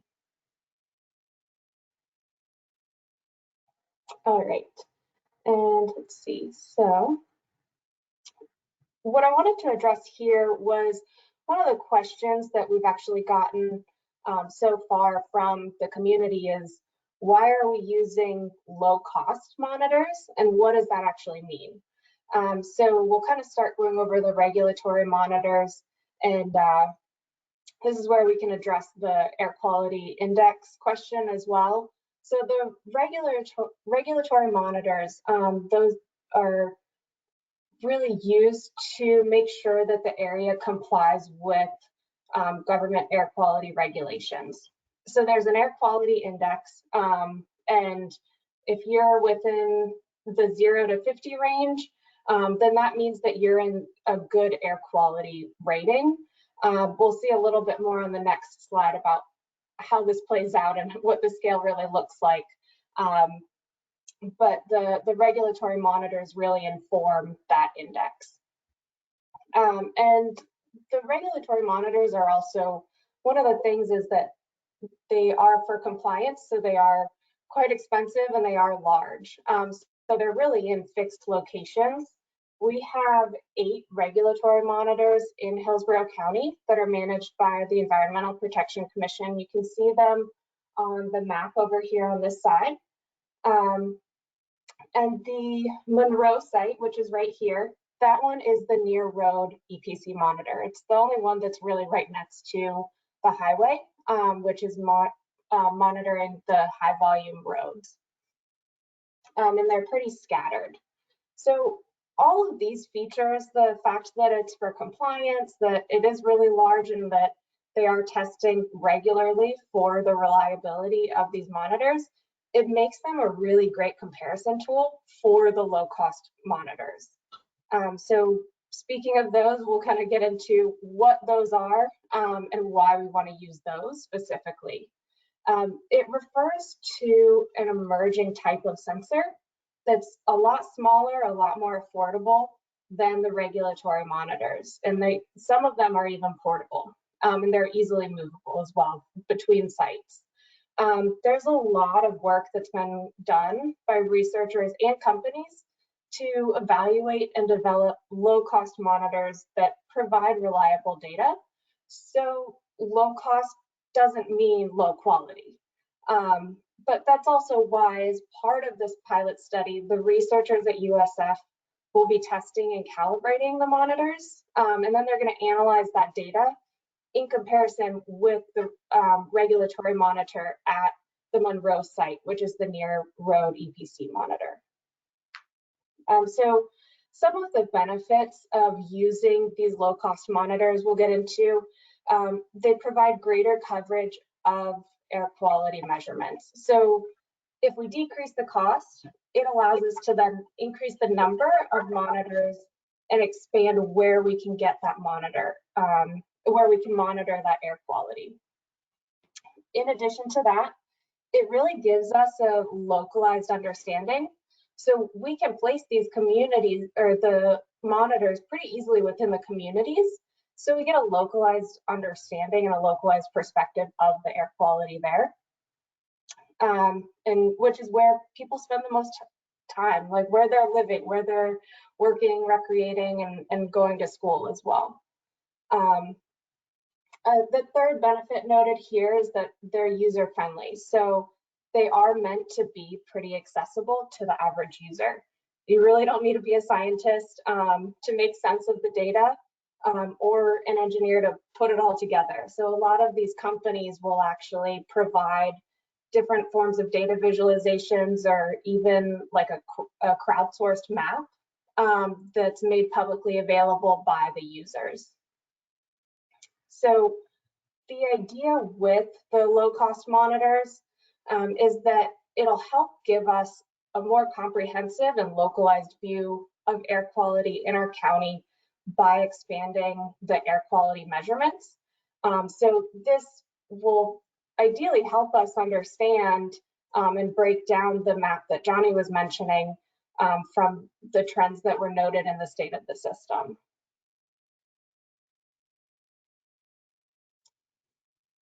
All right, and so here we've got the timeline. This is just a really brief overview, and then we're going to go into more detail in the following slides for what we've done, and then where are we going as well. So on here on the timeline, as I mentioned, we started in September 2021, and then through October through December, we selected and purchased the monitors. We installed the monitors at the control sites and began testing. So USF and EPC worked together to put those in. And then we identified the community monitoring areas, not the specific sites, but the actual areas. And we've engaged community partners. So right now where we're in January through March. So we'll be hosting a community focus group and then also selecting the community monitoring pilot sites. And then from there, installing the community monitors. That kind of rolls into April through June when USF will be collecting and analyzing the community air quality data. And then we'll also be engaging with the public with the community sites. So really working in tandem with them. And then in July through August, that's when we'll be doing the reporting. USF will be writing the report and we'll be bringing back the findings to the community. All right, and from here, we'll go into more detail regarding what we've done with each category. So specifically regarding the monitors, USF conducted pretty extensive research on the different types of affordable monitors. There are quite a few out there. They selected two different types of monitors to purchase, the Purple Air, which you can see right here, and the CareSense nitrogen dioxide monitor, which you can see right here. These are extremely small. The Purple Air is like 4x4x4, and the CareSense is about the size of a USB stick, so very small. The Purple Air monitor, that one measures fine particulate matter, PM 2.5, and the PM 2.5 was really selected because it can lead to pretty adverse health effects, such as premature death for those who have heart and lung disease. It can also aggravate asthma and then also just increase respiratory symptoms in general, along with a slew of other health-related impacts. The transportation sector is a major contributor to PM2.5 in urban areas, and it is pretty elevated when it's close to the roadways because it actually becomes resuspended into the air when the traffic's moving. And then the CareSense monitor for the nitrogen dioxide, that one, the nitrogen dioxide was selected because it's primarily formed when things burn. So for example, burning fuel, the high temperatures when it's burned, it causes the nitrogen and the oxygen in the air to react, and then it combines, forming the nitrogen dioxide. And the primary source of that is actually vehicle exhaust. So that was one of the reasons why it was selected. The other was because nitrogen dioxide, it tends to remain elevated near roadways. And then it's also used frequently as a substitute for measuring the long list or complex mix of traffic-related air pollutants. Let's see. And so in addition to researching the air quality, USF also will be testing the monitors in this pilot phase. And let's see, and the researchers, so they then conducted small scale field testing just to kind of get a sense of how to actually use these monitors. So once they got a sense of that, then they began testing it and calibrating those monitors in comparison to the regulatory monitors at the EPC Monroe site. And the following phase, that will consist of installing the monitors in the community.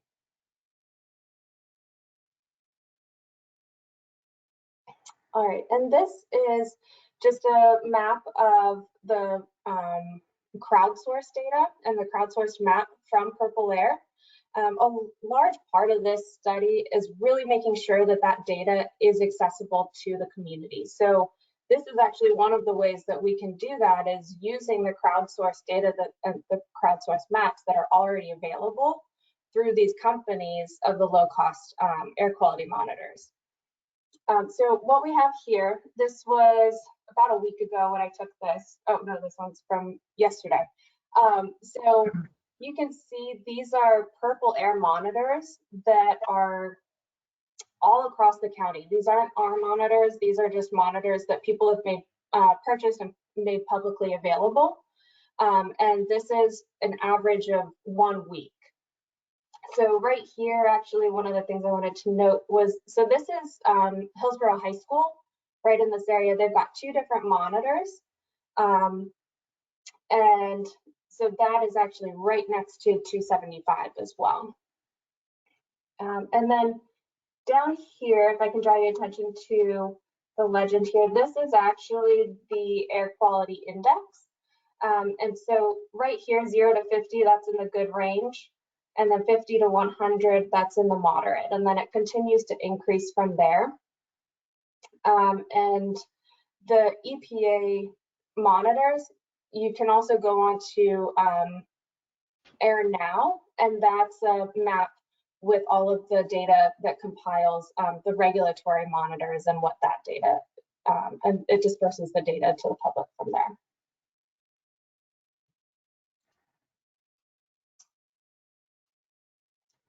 So another major component that we worked on over the past couple months is to really identify the communities to monitor. Since we are still in the pilot phase, we do have a limited number of monitors. So we narrowed down the areas before bringing the pilot study into the community, who will then help us identify those final locations for the community monitoring sites. We use 3 main criteria to select the community areas. So we've got the environmental factors, the demographic factors, and the opportunities for community access and engagement. So let's break that down a little bit, right? So the environmental factor, that was the proximity to I-275 and I-4. Those communities are most impacted by traffic due to their proximity to the interstates. The demographic factors that we brought into this equation were low-income communities and communities with high proportions of people of color. Those are communities that have been historically underserved and unsettled by inequitable planning decisions and practices of the past. So on the right here, we've got two maps that actually show the convergence of those different factors, the environmental factor of the proximity to the road, and also the demographic factor. So this is the northern portion of I-275 right here. And you can see as the higher proximity to the roadway and the percentage, you've got a higher potential for susceptibility to harmful environmental impacts. So right here, you can see that these are the highest impact areas. And then in downtown Tampa and I-275 and I-4 interchange, we've got pretty high impact areas in this area right here.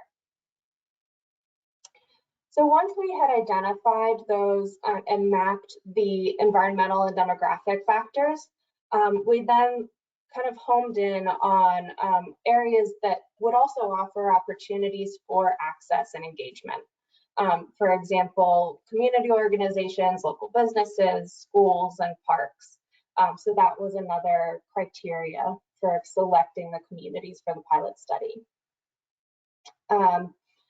And we are going to be working with the community to identify those actual sites where the monitors will be installed.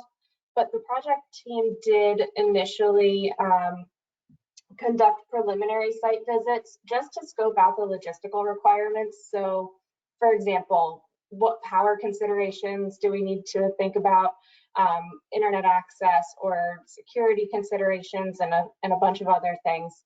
So you can see on here, there's a picture from our preliminary site visit at Robles Park. It's not a great depiction of where it is in the park, but it was the best that I could do from the pictures I got. So you can see here that this could provide power. That's a potential source. Then there's a playground right behind here.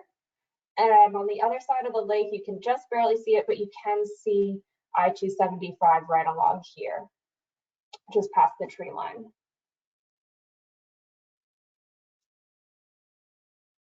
All right, and so based on the community monitoring areas that we identified from the criteria noted before, we will be moving forward with the public engagement, and we have already introduced the study to the community. And what we really want to do with the community is they're the ones who live and work there. So we really want the community to help us identify the final location for the community monitoring sites and see where would it be most beneficial for them. We've got approximately 5 community monitoring sites, and each of those will have different levels of engagement, but it's really dependent upon the site identified and what they want to, how they want to provide and get engaged with the community there. So the next phase of the public engagement will be a focus group in February this month to get feedback on the study, kind of gauge the interest in hosting the sites, and then also identify the final community monitoring sites. So that is a very quick overview of the low-cost air quality monitoring site. So if you guys have any questions, just please let me know. All right, thank you, Lizzie. Good presentation, covered a lot of ground. Be sure that Johnny Wong has your contact information in case there are questions from the committee as a follow-up. Are there questions at this time? Terrence Trout. Yeah, hi, Terrence Trout. Just a quick question about the, I guess, efficacy of these monitors. I don't know if I missed it in your presentation, but did they seem to be comparable to the outputs or the performance of the industry, or I forget what you call it, but the larger ones, whatever? So that is the USF researchers. They did a lot of extensive research, and that was one of the things that they factored into the criteria for selecting the monitors. One of the other things that they considered was, have these been used in community networks before? And so that was part of that, but they are also using the regulatory monitors as a control site. So they've got the low-cost air quality monitors and the regulatory monitors at that same site to make sure that they're comparing that data. And they're really monitoring that. Am I still here? Yes. Yes. Okay. Sorry about that. So based on what they've seen, purple air is pretty good based on the data that they've collected so far, but it has been a short window. Purple air is used frequently across the country, but your question is one of the things that we'll be testing in the pilot study. All right, thank you. You're welcome. Thank you. Other questions from the committee? Rick Fernandez? Thank you, Chairman. Lizzie, I lost your face up there. Oh, okay. This is Rick Fernandez. I'm out of Tampa Heights, so a lot of what you said just now, I was paying very, very close attention. I saw pictures of some friends of mine, some of your slides, actually.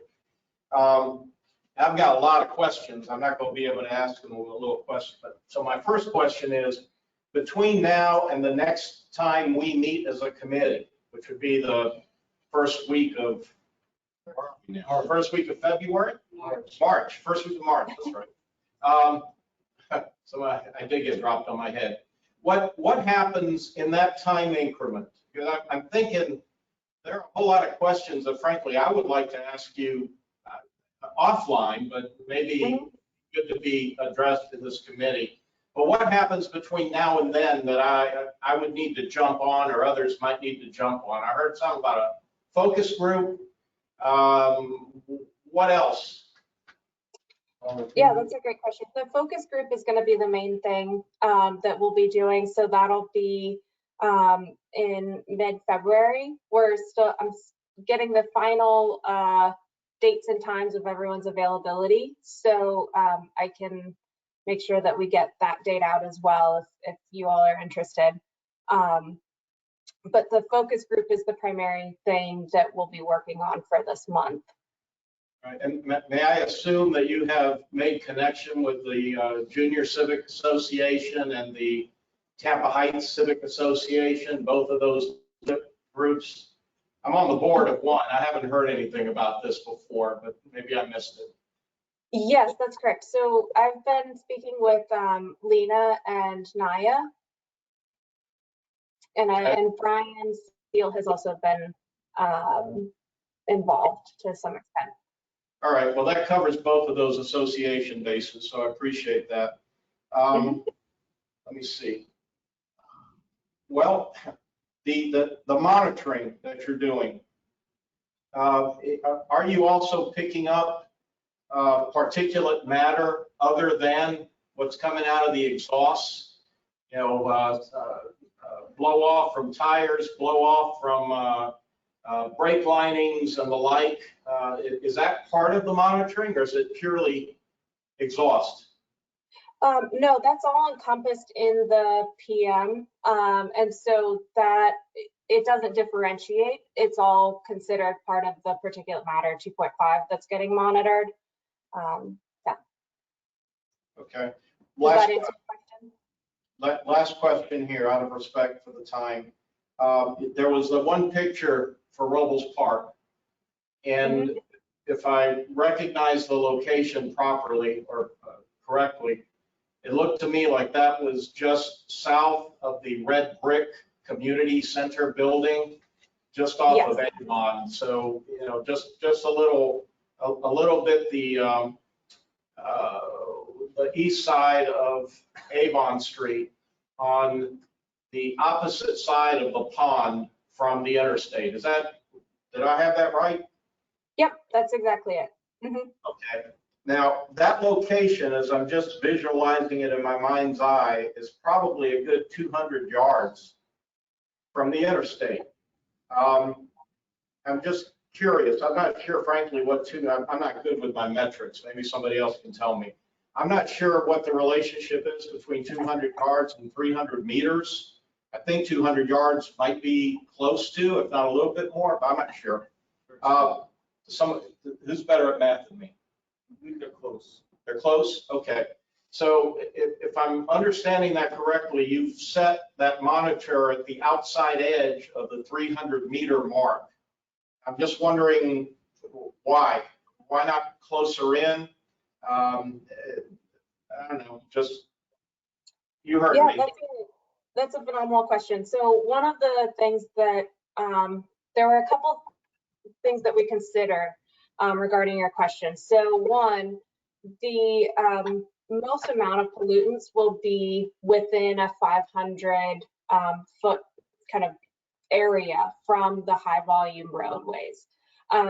So that's one factor, but the other factor is part of what we're trying to do with this is really measure where people are congregating in those areas. So there is a side road right next to I-275 between the park and the interstate.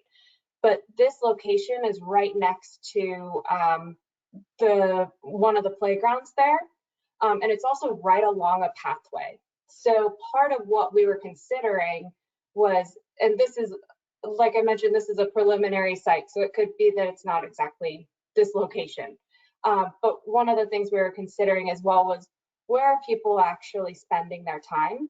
And then also how can they access this data and what's going to kind of draw them in? So it's right next to a pathway. Part of what we'll do for the public engagement portion is put up information displays. So we want to make sure that it's accessible in that way as well. So those were a couple different considerations, but you're spot on with your question of thinking through the actual placement of these monitors. Does that answer your question? Well, as much as we have time for, I could talk to you for 5 hours about this, but I'll see you at the focus group. Other questions from the committee, Christine? I just would like to confirm that we'll all be receiving further notices like the official where, when, why, the public engagement. So through this CAC channel, Johnny, if you're able to confirm that you'll forward that to us, that would be great. I also would like to attend. Yes, I will, Christine. Okay, good. Well, Lizzie, thanks. Tell us for your report. We appreciate you hanging in there and giving us a good report on this. We look forward to further information. Thank you so much. I appreciate it. All right, let's move quickly on to the T-BARTA CSX renewal study. Brian Passaro from T-BARTA. Thank you, Mr. Chairman. Oops. John, are you able to just pull up that one slide I sent? 'Cause that's the only thing I'll need for the talk. Yes, I can. Can you see it on my screen? Yep. Okay, thank you. And I'll get to the slide in a moment here. In December, there was a joint meeting of the Suncoast Transportation Planning Alliance and the TMA Leadership Group. And at that joint meeting, a motion was passed to have T-BARTA do what they called a mode agnostic assessment of the Brooksville and Clearwater subdivisions of the CSX freight line. In your agenda packet is a copy of a resolution that we had planned to take to the T-BARTA board in January. There ended up being no meeting in January because we did not have a quorum, so the meeting was canceled, which is probably just as well because two things have happened since December to make T-BARTA staff think we need to slow down and rethink what type of a study would be the best to do. Because in the resolution, we talk about doing a mode agnostic feasibility study. However, and this was something I just recently discovered in the past month. I've only been with T-BARTA since August of 2019. But back in 2009, T-BARTA, back when it was a transportation authority, did a master plan. And it did look at those two subdivisions, the Clearwater and the Brooksville line. And it looked at 4 different travel markets. It looked at connecting Pasco to the urbanized areas of Hillsborough and Pinellas. It looked at connecting Hillsborough with Pinellas County. It looked at a north-south connection within Pinellas, and it also looked at longer distance passenger rail from Citrus into Hillsborough. And the final outcome that came out of that 2009 master plan, the recommendation was for those 2 subdivisions, it recommended express bus from north of Brooksville into Citrus, and then it recommended long distance or commuter rail from Brooksville to Tampa, kind of in the vicinity of the USF area, and then short distance or light rail from Tampa USF to Clearwater St. Pete. My point of bringing this up is that that's good news that I was not aware of, because in the resolution that was passed, it was talking about doing a mode agnostic assessment of the corridor. And I guess what I'm saying is, based on this information, we're past that. I mean, the mode assessment has already been done. So now it's more a question of, would a PD&E study be more appropriate at this point? Because we're past feasibility. The second thing that's happened since December that's made us think like, wait, we need to slow down before we put together a scope of work for a study is that FDOT is going to be meeting with CSX. They've already had a preliminary sit down with them just to kind of make them aware that there's interest in, once again, in the CSX corridor for passenger rail. There's going to be a follow-up meeting with FDOT. It hasn't been scheduled yet. From what I've heard, they're trying to get something set up for mid to late February. And at this meeting, they're going to be specifically talking about this slide that you see here. They're going to be revisiting those guidelines that CSX had laid down back in 2015 to find out, are these guidelines still valid or has the situation changed? That's my roundabout way of saying I'm holding off on starting to put together a scope of work for this corridor study until I know what the outcome is of this meeting between FDOT and CSX to find out where CSX stands.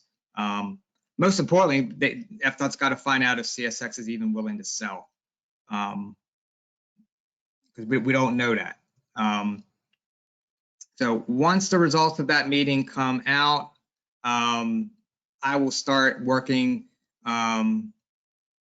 more closely with the 3 MPOs and the 3 transit agencies to put together a scope of work for the study.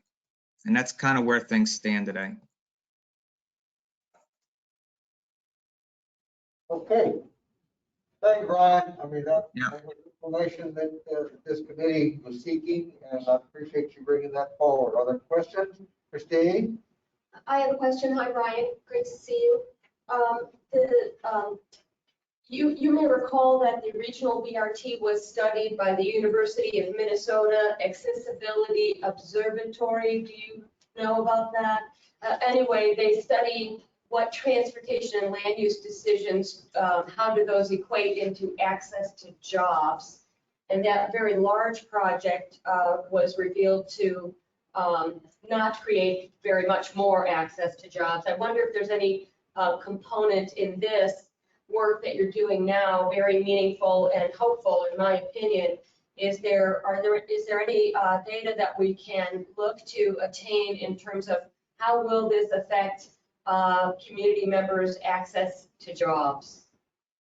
Are you talking about the CSX corridor study? I'm talking about the study that the map and the study you're showing us right now. Yes, CSX. Yeah, I don't know if land use is going to be part of the scope of work for this study. I mean, I think it's going to be mostly focused on looking at the physical conditions of the track, how much it would what it would cost to get the track up to a state that it could operate passenger rail on, updating the capital and operating costs for operating passenger rail. So I can't tell you whether or not land use would be included in the study. I guess not including the land use part, if I can rephrase my question. If this study is the beginning of, can we possibly have these tracks contribute to transportation options, how will that affect citizens' ability to access jobs for citizens? Is that part of the study? Well, I think in general, that's good. That's one of the criteria. Access to jobs is one of the criteria that FTA uses for capital investment grant projects. So if we were to say, if we were going to move forward with for example, a PD&E study and start putting together a project, that would be one of the criteria that we would have to look at, is access to jobs. Thank you. Thank you, Christine. Other questions of Brian? Any questions from members of the committee online? I don't see any hands raised or comments in the chat, Chair. All right. Well, Brian, thank you again. Keep us updated on how the meeting in February progresses. All right, thank you. Johnny, we have one item left. It is the create the monthly agenda discussion. Are you okay deferring that given the hour, or do you want to compress it to a short discussion? If you don't mind, let me compress it to 3 minutes just so we can get it out of the way. Yeah, if that's all right with you, I'll be very, very quick. So we wanted to have a conversation with committee members about the process for creating the monthly agenda for the CAC. And I want to bring you back a little bit behind the scenes and show you how our agendas are structured. So every month, as we're gearing up to assemble the agenda items, we go through items by whether or not they require action on the committee's half, whether or not they're status reports or just updates. And we list all of the potential topics in a spreadsheet found online. It looks like this. Some of the factors that we consider when we're assembling the committee agendas is whether or not the speaker is available on a particular date, whether or not we think the committee might be interested in it. We give special attention to any topics that were requested by committee members, especially if it seems that it would be a popular topic that several of you might find interesting. We also look at the timing, whether or not an item needs to be brought forward by a particular time. And aside from that, the chair has the final discretion as to the assembly of the committee agenda, but I work, well, the staff liaison, myself regarding the CAC, work very closely with the chair to make sure that the committee agenda is appropriate and that we can fit most, if not all of the items within the allotted time. As you may know, we have been overwhelmed with the number of topics of interest and presentations dating back at least a year. Typically in the beginning of the year, we're kind of flowing along and we don't have this problem with a backlog of presentations, but as things get pushed back, you know, they just start to accumulate. And so our solution to this would be to present what you're seeing on the screen right now is a polling software that the TPO recently invested in. And our proposal is that at the end of each meeting during the unfinished and new business portion, we'll present to you a list of all the potential topics, and we can have the committee members log on in real time and vote these up or down. This is just a test, so it's not active right now, but in the future, if you log on to this website, exactly as I've included it, you'll see that I populated it with a list of the topics. You can go through and order these based on how interested you are in receiving them. And typically we can fit like 3, maybe 4 presentations into each committee agenda. And so if some things are consistently falling toward the bottom, maybe we just prepare some supplementary documentation or information materials into the agenda item so that we don't have to have a full-blown presentation, but you still get the info that you want. And that is the presentation in a nutshell. I know that I was just going through this very quickly. Maybe we can give this a test run at the March meeting. So my hope is that at the end of next month, we can do this for the first time. Any questions on that? Good suggestion. Christine, you have a comment? Johnny, I think this looks great. I just would ask that you spell everything out long form. For instance, I don't know off the top of my head what UP, WP, you know, I mean, I probably learn that once or twice a year, but, you know, just to spell everything out there for us, especially for newcomers, that would be very helpful. Thanks for that comment, Christine. Yeah, I'll definitely do that. I'll simplify it as much as possible. These are, you know, I think you understand. I just copied and pasted this from the internal document, so it's written in planner speak. We as staff liaisons know what it means, but we'll simplify it for you all when we present it. Okay, Mr. Hernandez. Johnny, as we are, I guess, being asked maybe to triage this stuff, I wonder if, in addition to adding the bullet points and getting rid of the, you know, the alphabet soup like Unified Public Works Program, yeah, I know it, but if you've been here, you know, a minute or two, no reason why you would. Maybe in addition to the triage and the translation, you might also give us some sense of time factor. You know, there may be something on here that'll be nice to know next year, and something else that would be good to know next week. So maybe you could prioritize along that line of thought as well. Yes, thanks for that comment, Rick. I failed to mention this in my presentation, but items that are absolutely urgent, even though you know, even though they may be listed as potential topics, those will be the highest priority to bring to the committee. So if something is absolutely urgent and requires your action, they will be presented to the committee, whether or not you all are particularly interested in them or not. Like the UPWP approval, that has to be presented to the CAC, TAC, and board. So you wouldn't really have that much of a choice. I might actually elect to not include that as a poll because it's not discretionary in any sense of the word. So, you know, take this as like just a draft of how the polling software will work. I'll clean it up and absolutely make note of anything that is a strict deadline, any urgent matters, and we'll brief you all as best I can on like the sensitivity of the topics and why you would need to take action by a particular date. Does that answer your question? Sure.